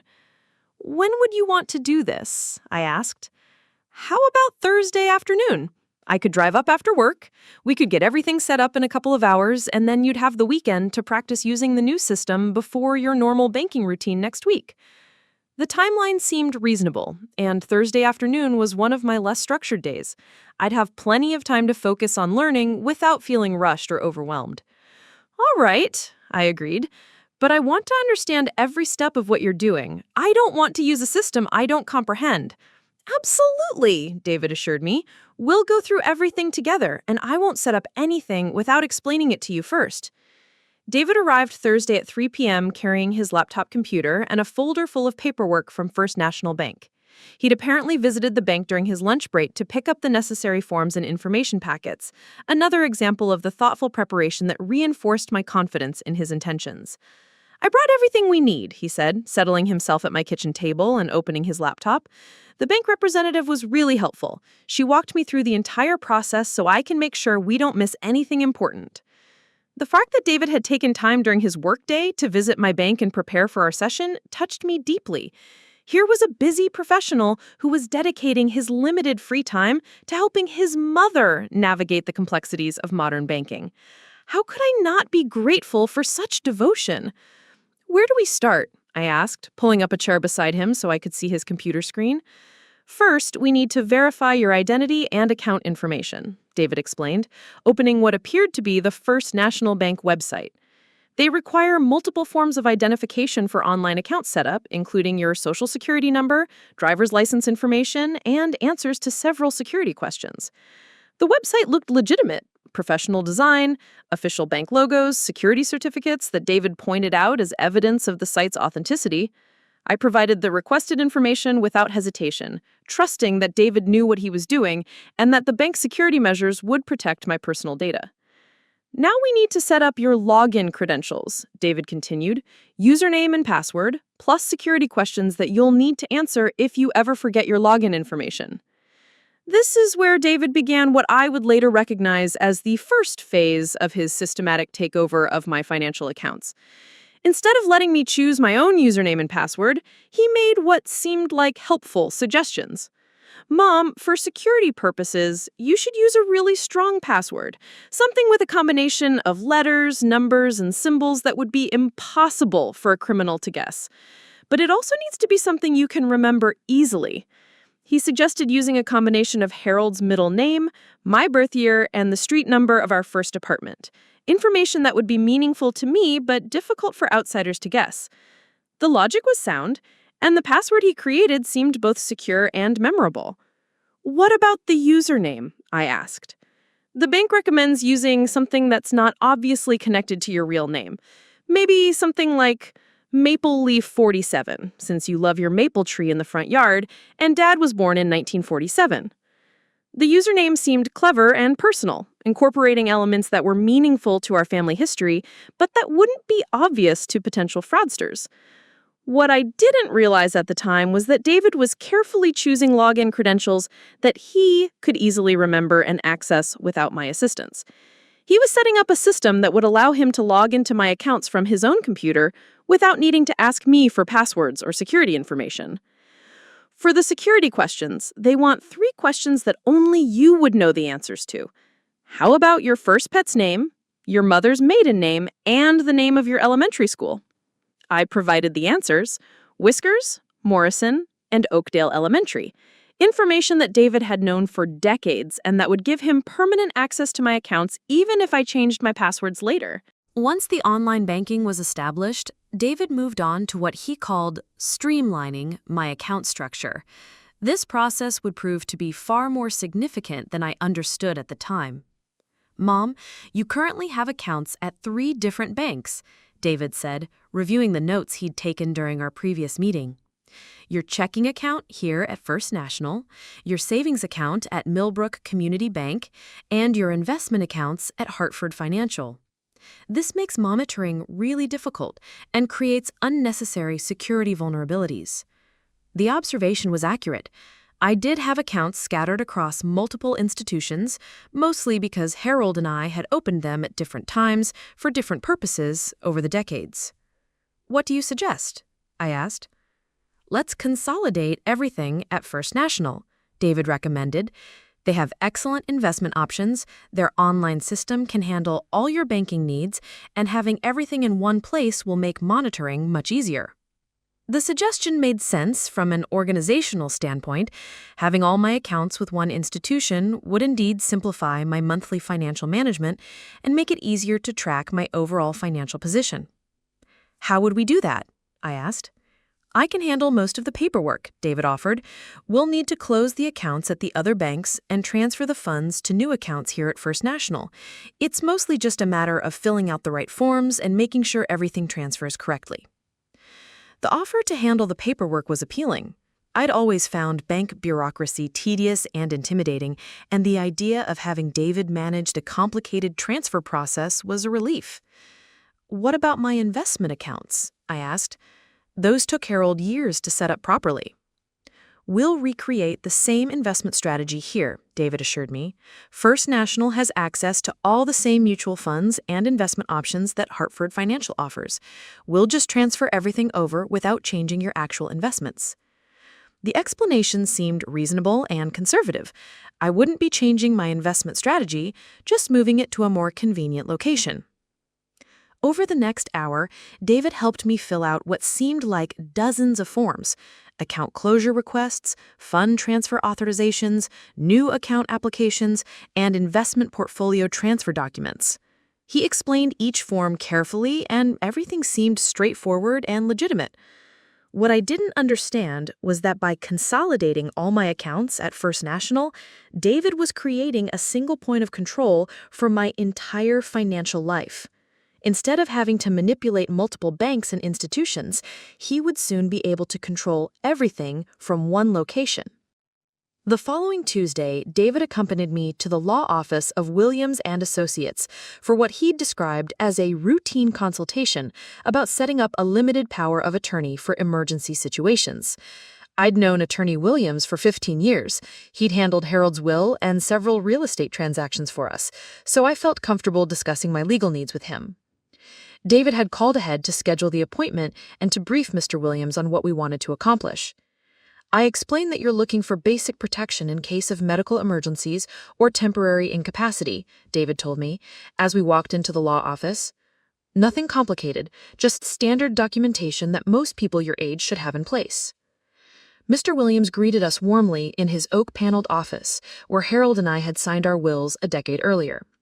The familiar surroundings and Williams' professional demeanor made me feel confident that this was a routine legal matter that would provide appropriate protection without compromising my independence. Eleanor, David's explained that you're interested in setting up a power of attorney for emergency situations. This is very wise planning. Many people wait until there's a crisis to think about these issues, but you're being proactive. The praise reinforced my feeling that this was a smart, responsible decision rather than an unnecessary surrender of autonomy. What exactly would such a document allow David to do? I asked. That depends on how you want to structure it, Williams explained. A limited power of attorney can be very specific about what powers you're granting and under what circumstances they can be used. We can set it up so that David can only act on your behalf if you're medically incapacitated or if there's a documented emergency that requires immediate financial action. The explanation sounded appropriately cautious and protective of my interests. This wouldn't give David general authority over my finances. It would only authorize him to act in specific, limited circumstances. What kind of emergency situations? I asked. Things like fraud attempts that require immediate response, medical emergencies that prevent you from managing urgent financial matters, or temporary incapacity due to illness or injury. The key is that the document would specify exactly what constitutes an emergency and what steps David would need to take to activate his authority. David had been quietly taking notes during this conversation, but now he spoke up with what seemed like a helpful clarification. Mr. Williams, my main concern is being able to help Mom quickly if someone tries to defraud her. In my work with insurance fraud cases, I've seen situations where elderly victims lose money because their family members can't act fast enough to stop unauthorized transactions. Williams nodded thoughtfully. That's a legitimate concern. Financial fraud often requires immediate response to minimize losses. We could structure the power of attorney to give David specific authority to contact banks, investment companies, and credit agencies on your behalf if there's evidence of fraudulent activity. The discussion continued for about 45 minutes, with Williams explaining different options and David asking what seemed like intelligent, protective questions about how to ensure that the document would provide appropriate emergency powers without overriding my normal autonomy. The power of attorney document that Williams drafted seemed carefully limited and appropriately protective. It specified that David could only act on my behalf if I was medically incapacitated, as certified by a physician, or if there was documented evidence of financial fraud requiring immediate response. This gives David the ability to help you in genuine emergencies while preserving your autonomy in all normal circumstances, Williams explained as I reviewed the final document. It's exactly what most people in your situation need for basic protection. I signed the document feeling confident that I was taking a wise, protective step that would provide security without compromising my independence. David witnessed my signature, along with Williams's secretary, and I left the law office with a copy of what I believed was a limited, emergency-only power of attorney. What I didn't know was that the document Williams had drafted was far more comprehensive than he'd described. In the small print that I hadn't read carefully, the power of attorney granted David broad authority over my financial affairs, authority that could be activated based on his own assessment of what constituted an emergency rather than requiring independent medical or legal certification. David had successfully manipulated both Attorney Williams and me, using his insurance expertise to justify broader powers than were actually necessary for emergency protection. 2 weeks after the power of attorney was signed, David took his first unauthorized action on my behalf, an action that should have been a clear warning sign, but that he presented so skillfully that I accepted it as evidence of his protective vigilance. I was in my garden on a Saturday morning transplanting late summer perennials when David called with what he described as an urgent security concern. "Mom, I'm really glad I've been monitoring your accounts," David said, his voice tight with concern. "I just noticed some unusual activity on your checking account that looks like it might be fraudulent." My blood ran cold. "What kind of activity?" Someone appears to have used your debit card information to make several small purchases online, $27.99, $43.50, and $18.75 over the past 3 days. They're probably testing the card to see if the charges go through before they attempt something larger. The amount seemed too small to be significant, but David's explanation about testing charges made sense. I'd read articles about criminals making small test purchases before attempting to steal larger amounts. What should I do? I asked, feeling grateful that David's monitoring had caught this potential fraud so quickly. I've already contacted the bank, David replied, but they need to freeze your current debit card immediately and issue you a new one. The problem is, if we wait until Monday when you can get to the bank in person, these criminals might have time to steal significant amounts from your account. The urgency in David's voice was convincing. If criminals really were testing my debit card, waiting until Monday could indeed allow them to steal much more money. I can handle this for you right now, David continued. I have your power of attorney authorization, so I can call the bank's fraud hotline and get your card canceled immediately. They'll express mail you a new card that should arrive by Tuesday. The offer seemed logical and protective. David was using his emergency authority exactly as we'd intended, to provide immediate response to potential fraud that I couldn't handle myself over the weekend. Please do that, I said gratefully. I don't want to lose money to criminals because we waited too long to respond. David called me back an hour later to report that he'd successfully canceled my compromised debit card and arranged for a new one to be mailed to my house. The bank had also agreed to reverse the suspicious charges and to monitor my account closely for any additional fraudulent activity. Everything's taken care of, Mom, David assured me. The bank representative said you did exactly the right thing by calling immediately. A lot of people don't notice these small test charges, and they end up losing thousands of dollars. I felt enormous gratitude for David's vigilance and quick action. Here was proof that his monitoring system was working exactly as intended, protecting me from exactly the kind of fraud he'd warned me about. What I didn't know was that there had been no fraudulent charges on my account. David had fabricated the entire emergency as a test of whether he could use the power of attorney to take control of my banking without my direct supervision.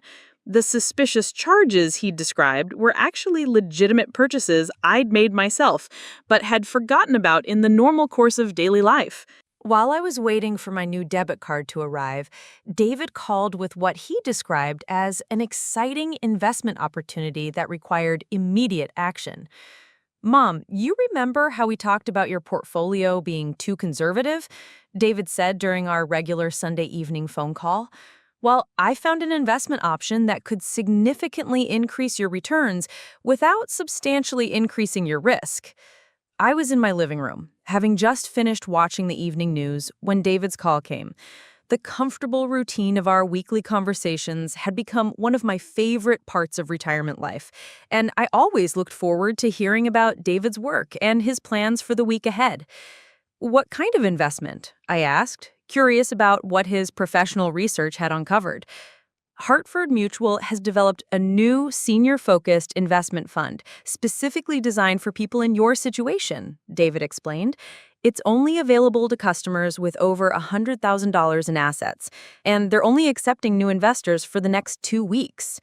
The exclusivity and time pressure immediately caught my attention. Limited investment opportunities often provided better returns precisely because they weren't available to everyone. What makes it special? I asked. It's designed specifically for retirees who want higher yields without stock market volatility. The fund invests in a combination of high-grade corporate bonds, dividend-paying blue-chip stocks, and government securities. The projected annual return is 8 to 12%, compared to the 3 to 4% you're currently earning on your CDs and savings accounts. The return projections were impressive, potentially doubling or tripling my current investment income without what sounded like significantly increased risk. That sounds almost too good to be true, I said cautiously. I thought the same thing initially, David replied, but I've reviewed all the documentation and it's completely legitimate. The higher returns come from Hartford Mutual's institutional buying power and their access to investment-grade securities that aren't available to individual investors. David's professional endorsement was reassuring. If someone with his expertise and access to inside information was confident about this investment, it was probably a genuine opportunity worth considering. How much would I need to invest? I asked. The minimum investment is $50,000, but based on your portfolio size, I'd recommend investing $75,000 initially. That would give you significant exposure to the higher returns while still maintaining diversification in your other investments.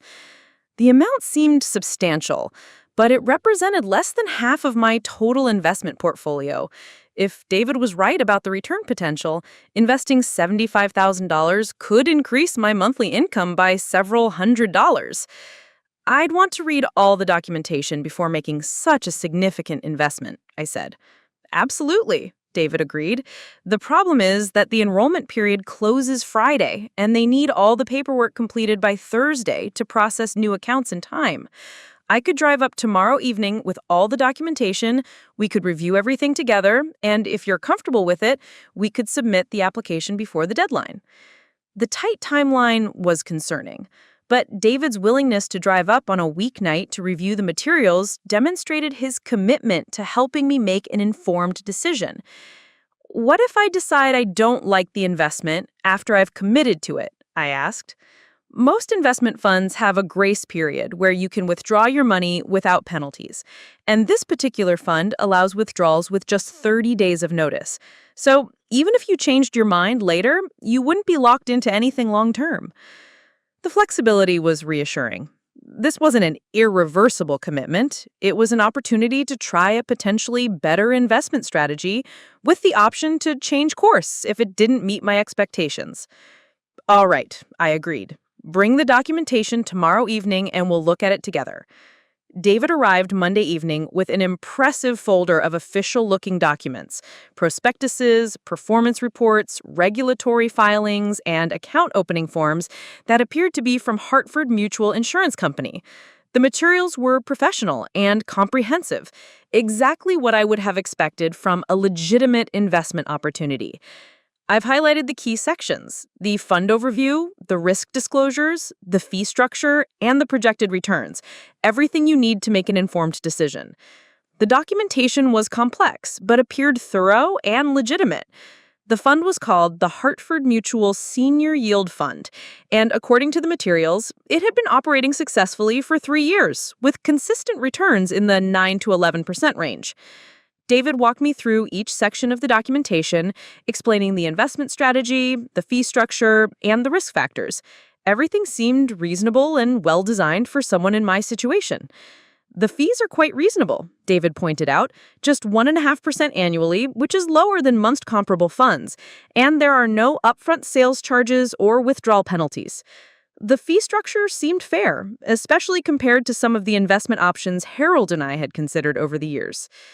What about the risks? I asked, reviewing the risk disclosure section. Every investment has some risk, David acknowledged.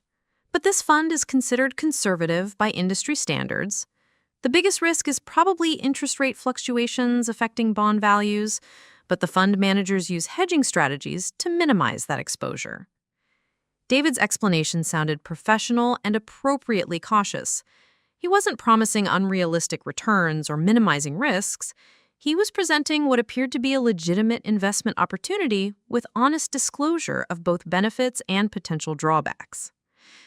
After reviewing all the materials for about 2 hours, I decided to proceed with the investment. The combination of higher returns, professional management, and David's professional endorsement made it seem like a smart way to improve my portfolio performance. I signed the account opening forms and wrote a check for $75,000 made out to Hartford Mutual Senior Yield Fund, as indicated on the application materials. David offered to drive to Hartford the next morning to submit the paperwork in person, ensuring that my application would be processed before the enrollment deadline. "I'm really excited about this opportunity for you, Mom," David said as he gathered up the signed paperwork. "This should significantly increase your monthly income and give you more financial security for the years ahead." I felt optimistic about the investment and grateful for David's expertise in identifying such a promising opportunity. Here was evidence that his involvement in my financial management was already paying dividends, literally and figuratively. What I didn't know was that every document David had shown me was fabricated. There was no Hartford Mutual Senior Yield Fund. The professional-looking materials had been created by David using desktop publishing software and official-looking templates he'd downloaded from the internet. The check I'd written for $75,000 was being deposited not into a legitimate investment fund, but into a bank account that David had opened in the fund's name, an account that he controlled completely. David had just stolen $75,000 from me using forged investment documents and my own trust in his professional expertise. And he'd done it so skillfully that I was actually grateful to him for the opportunity. Over the following weeks, David continued to gradually increase his control over my financial affairs through a series of small actions that each seemed reasonable and protective in isolation, but that collectively represented a systematic takeover of my autonomy. He convinced me to switch to electronic statements for all my accounts, arguing that paper statements were vulnerable to mail theft and that electronic delivery was more secure. This eliminated my ability to receive independent documentation of my account activities. He suggested adding him as a joint account holder on my checking account, just for emergencies, arguing that this would allow him to help me more quickly if problems arose. This gave him legal access to withdraw money from my account without my permission. He recommended that we set up automatic bill pay for all my monthly expenses, with him managing the electronic payments to ensure that nothing was ever paid late. This gave him detailed knowledge of my spending patterns and the ability to control my cash flow. Each change was presented as an improvement to my financial security and convenience, and each change seemed reasonable when David explained the benefits and addressed my concerns. But collectively, these modifications were transferring control of my financial life from me to David in ways that I didn't fully understand. The warning signs were there, but they were subtle and skillfully disguised as helpful modernization. David never acted overtly controlling or dismissive of my concerns. Instead, he consistently presented himself as the devoted son who was helping his mother navigate an increasingly complex financial world. By the end of August 2019, just 6 weeks after David's initial offer to help with financial oversight, he had gained access to all my accounts, authority to act on my behalf through the power of attorney, and control over my statement delivery and bill payment systems. I still believed that I was in control of my finances and that David was simply providing helpful technical assistance and professional advice. I still trusted him completely and felt grateful for his devotion and expertise. But in reality, David had already stolen $75,000 from me and positioned himself to steal much more. The gradual takeover was nearly complete, and I was still thanking him for his help. The most sophisticated financial fraud I could have imagined was being perpetrated by my own son, using my love and trust as weapons against my security and independence. And I was still completely unaware that anything was wrong. Standing in Mr. Patterson's office that gray October morning, staring at bank documents that showed my life savings in my son's name, I felt something crack inside my chest. Not my heart breaking, but something harder and more fundamental. It was the sound of illusions shattering, of trust dying, of a mother finally seeing her child clearly for the first time in 38 years. "Mrs. Whitmore," Mr. Patterson said gently, "I need to show you something else, but I want you to prepare yourself. What we've discovered goes far beyond just the pension account." He turned his computer screen toward me again, and I found myself looking at a complete breakdown of my financial accounts. Or rather, what had been my financial accounts. Everything was there. My savings, my investments, my certificates of deposit, even the life insurance policies Harold had carefully maintained for decades. All of it transferred into accounts bearing David's name. The total amount involved is approximately $347,000, Mr. Patterson said quietly. Mrs. Whitmore, your son has effectively stolen your entire life savings. $347,000. Every penny Harold and I had saved over 45 years of marriage. Every dollar I'd earned teaching children to read and write. Every sacrifice we'd made to build security for our old age. Gone. Transferred to someone who'd shared my body for 9 months, who'd called me mama for his first word, who'd cried in my arms when other children were cruel to him. How is this possible? I whispered, though I was beginning to understand exactly how it had been possible. Mr. Patterson pulled up another document, the power of attorney I'd signed at Attorney Williams's office. But this wasn't the limited, emergency-only document Williams had described to me. This was a comprehensive financial power of attorney that gave David broad authority over all my assets, authority he could exercise at his own discretion without requiring any emergency certification or medical documentation. This document grants your son complete control over your financial affairs, Mr. Patterson explained. With this authorization, he could legally transfer your assets to accounts under his control. The betrayal was so complete, so carefully orchestrated that I had to sit down to process it. David hadn't just stolen my money, he'd manipulated me into giving him legal permission to steal it. He'd used my trust, my love, and my reasonable concerns about financial security to trick me into signing away everything I owned. What about the Hartford Mutual investment I made? I asked, remembering the $75,000 I'd given David for what I believed was a legitimate investment opportunity. Mr. Patterson's expression grew even more grave. Mrs. Whitmore, there is no Hartford Mutual Senior Yield Fund. The documents your son showed you were forgeries. That $75,000 was deposited into a personal account that he controls.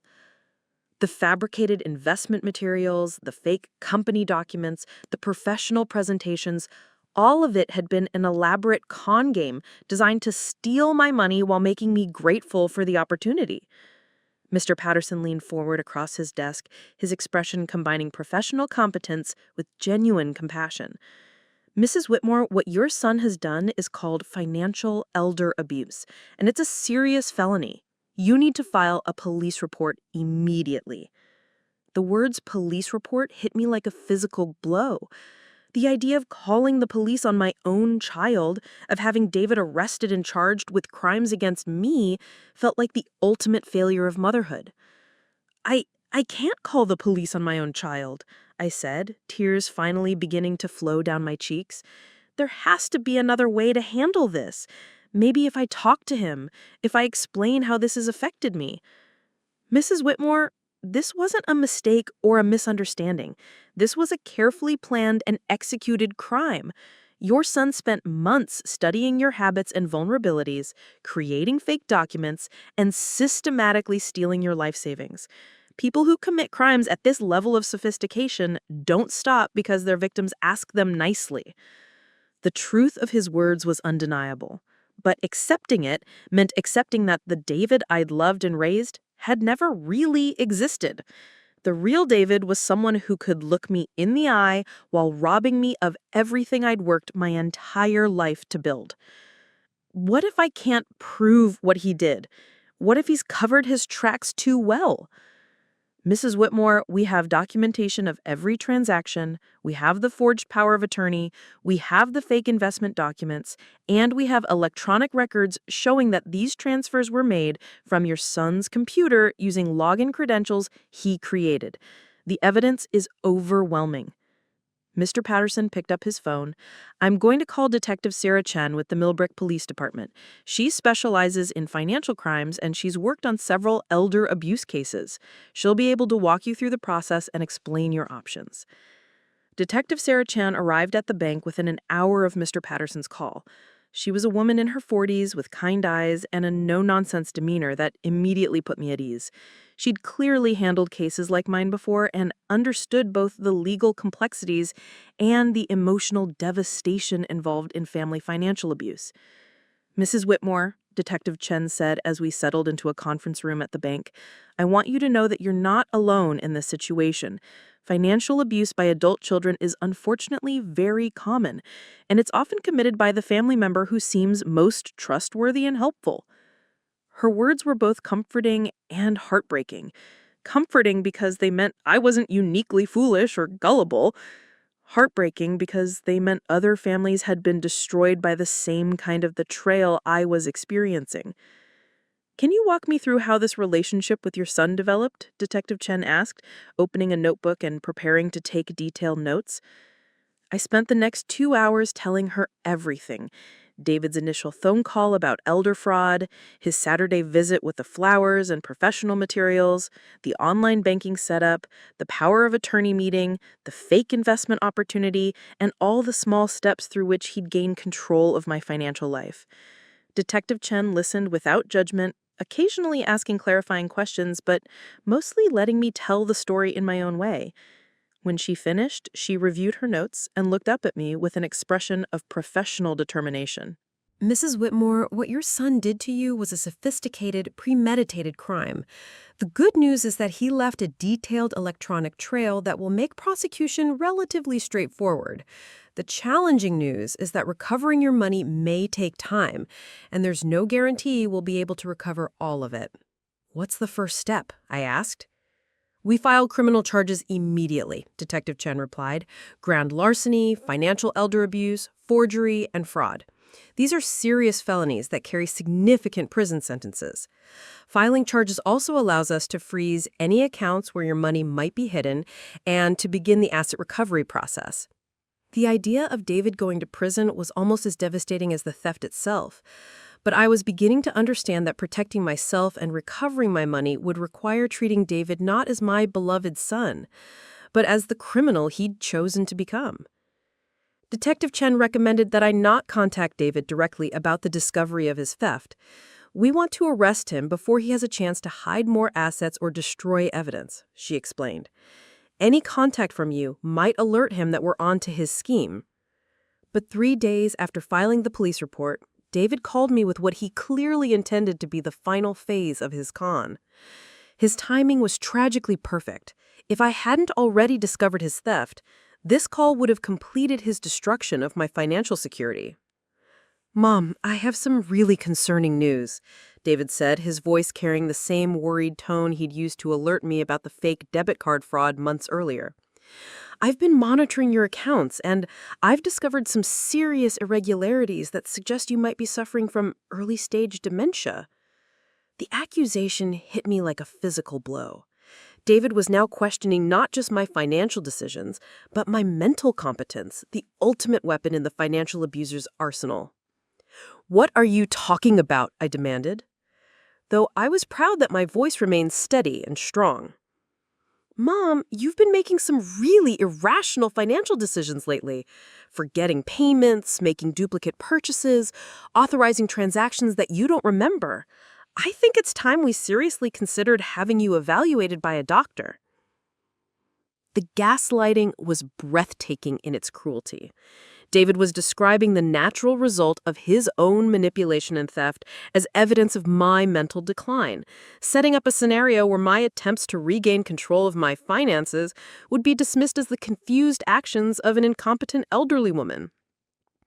I think you should move in with Monica and me for a while, just until we can get you the medical attention you need and make sure your finances are being managed appropriately.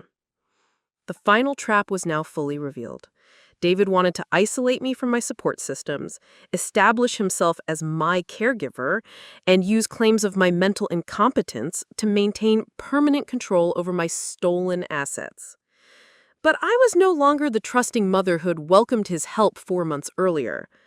I was a 70-year-old woman who'd spent 42 years managing classroom discipline, who'd successfully navigated widowhood and financial independence, and who'd finally seen through the lies of someone she'd loved unconditionally for nearly 3 decades. David, I know what you've done. The silence that followed was electric with tension. I could almost hear David's mind racing, trying to determine how much I knew and what his best strategy would be for handling this unexpected resistance.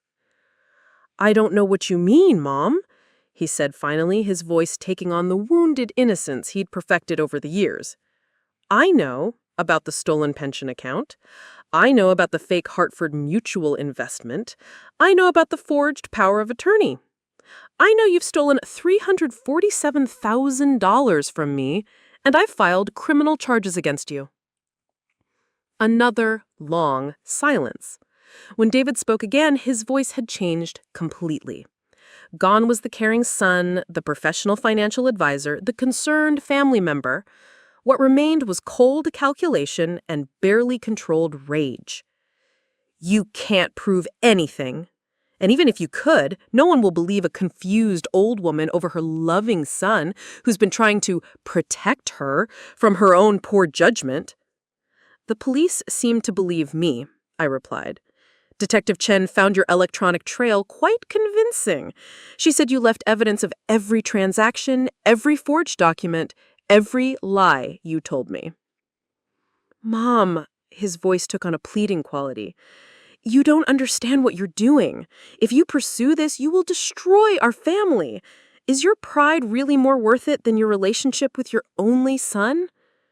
The emotional manipulation was still there, but it had no more power over me. I'd seen who David really was, and I could never unsee it. You destroyed our family when you decided to rob your mother. I'm just making sure you face the consequences. David was arrested 2 days later at his Hartford apartment. Detective Chen called me that evening to let me know that the arrest had gone smoothly and that David had been charged with multiple felonies related to financial elder abuse. We also executed a search warrant on his apartment and found additional evidence. Copies of your financial documents, the computer equipment he used to create the fake investment materials, and bank records showing where your money has been hidden. The most important thing I want you to understand, I told the audience of worried faces, is that financial predators don't look like criminals. They look like helpful family members, trusted advisors, and caring friends. They study your vulnerabilities and exploit your best instincts, your desire to trust, your gratitude for help, your love for family members. I explained the warning signs I'd missed: unsolicited offers of financial help, pressure to make quick decisions, requests for personal information, attempts to isolate victims from other advisors, and gradually increasing control over financial affairs. But I also want you to know that if this happens to you, you're not powerless, I continued. You can fight back. You can recover your assets. You can get justice. It won't be easy, but it's possible if you act quickly and get the right help. The program had been running for 6 months and had already helped 3 families identify and stop financial abuse before it progressed to major theft. Detective Chen and I were proud of the preventative work we were doing, turning my personal tragedy into a tool for protecting other vulnerable seniors.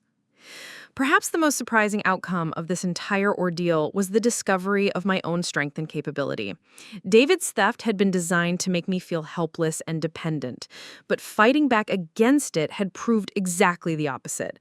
I'd successfully navigated complex legal and financial systems. I'd worked effectively with police, attorneys, and bank officials. I'd testified clearly and credibly in legal proceedings. I'd rebuilt my financial security and continued living independently. Most importantly, I'd learned to trust my own judgment again. David's gaslighting had been designed to make me doubt my perceptions and capabilities, but the legal victory had proved that my instincts and reasoning were sound. 3 years after David's initial offer to help with financial oversight, I sat at my kitchen table reviewing my monthly financial statements that once again bore my name and reflected my choices. The recovered assets, combined with my pension and Social Security, provided adequate income for my needs.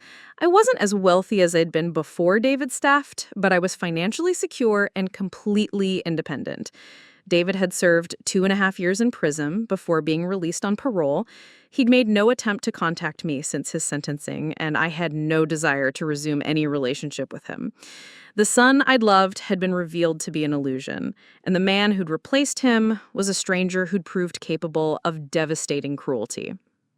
Thomas and his family visited regularly, providing the genuine family connection that David had counterfeited. My friendships with Margaret, Harold, and my church community were stronger than ever.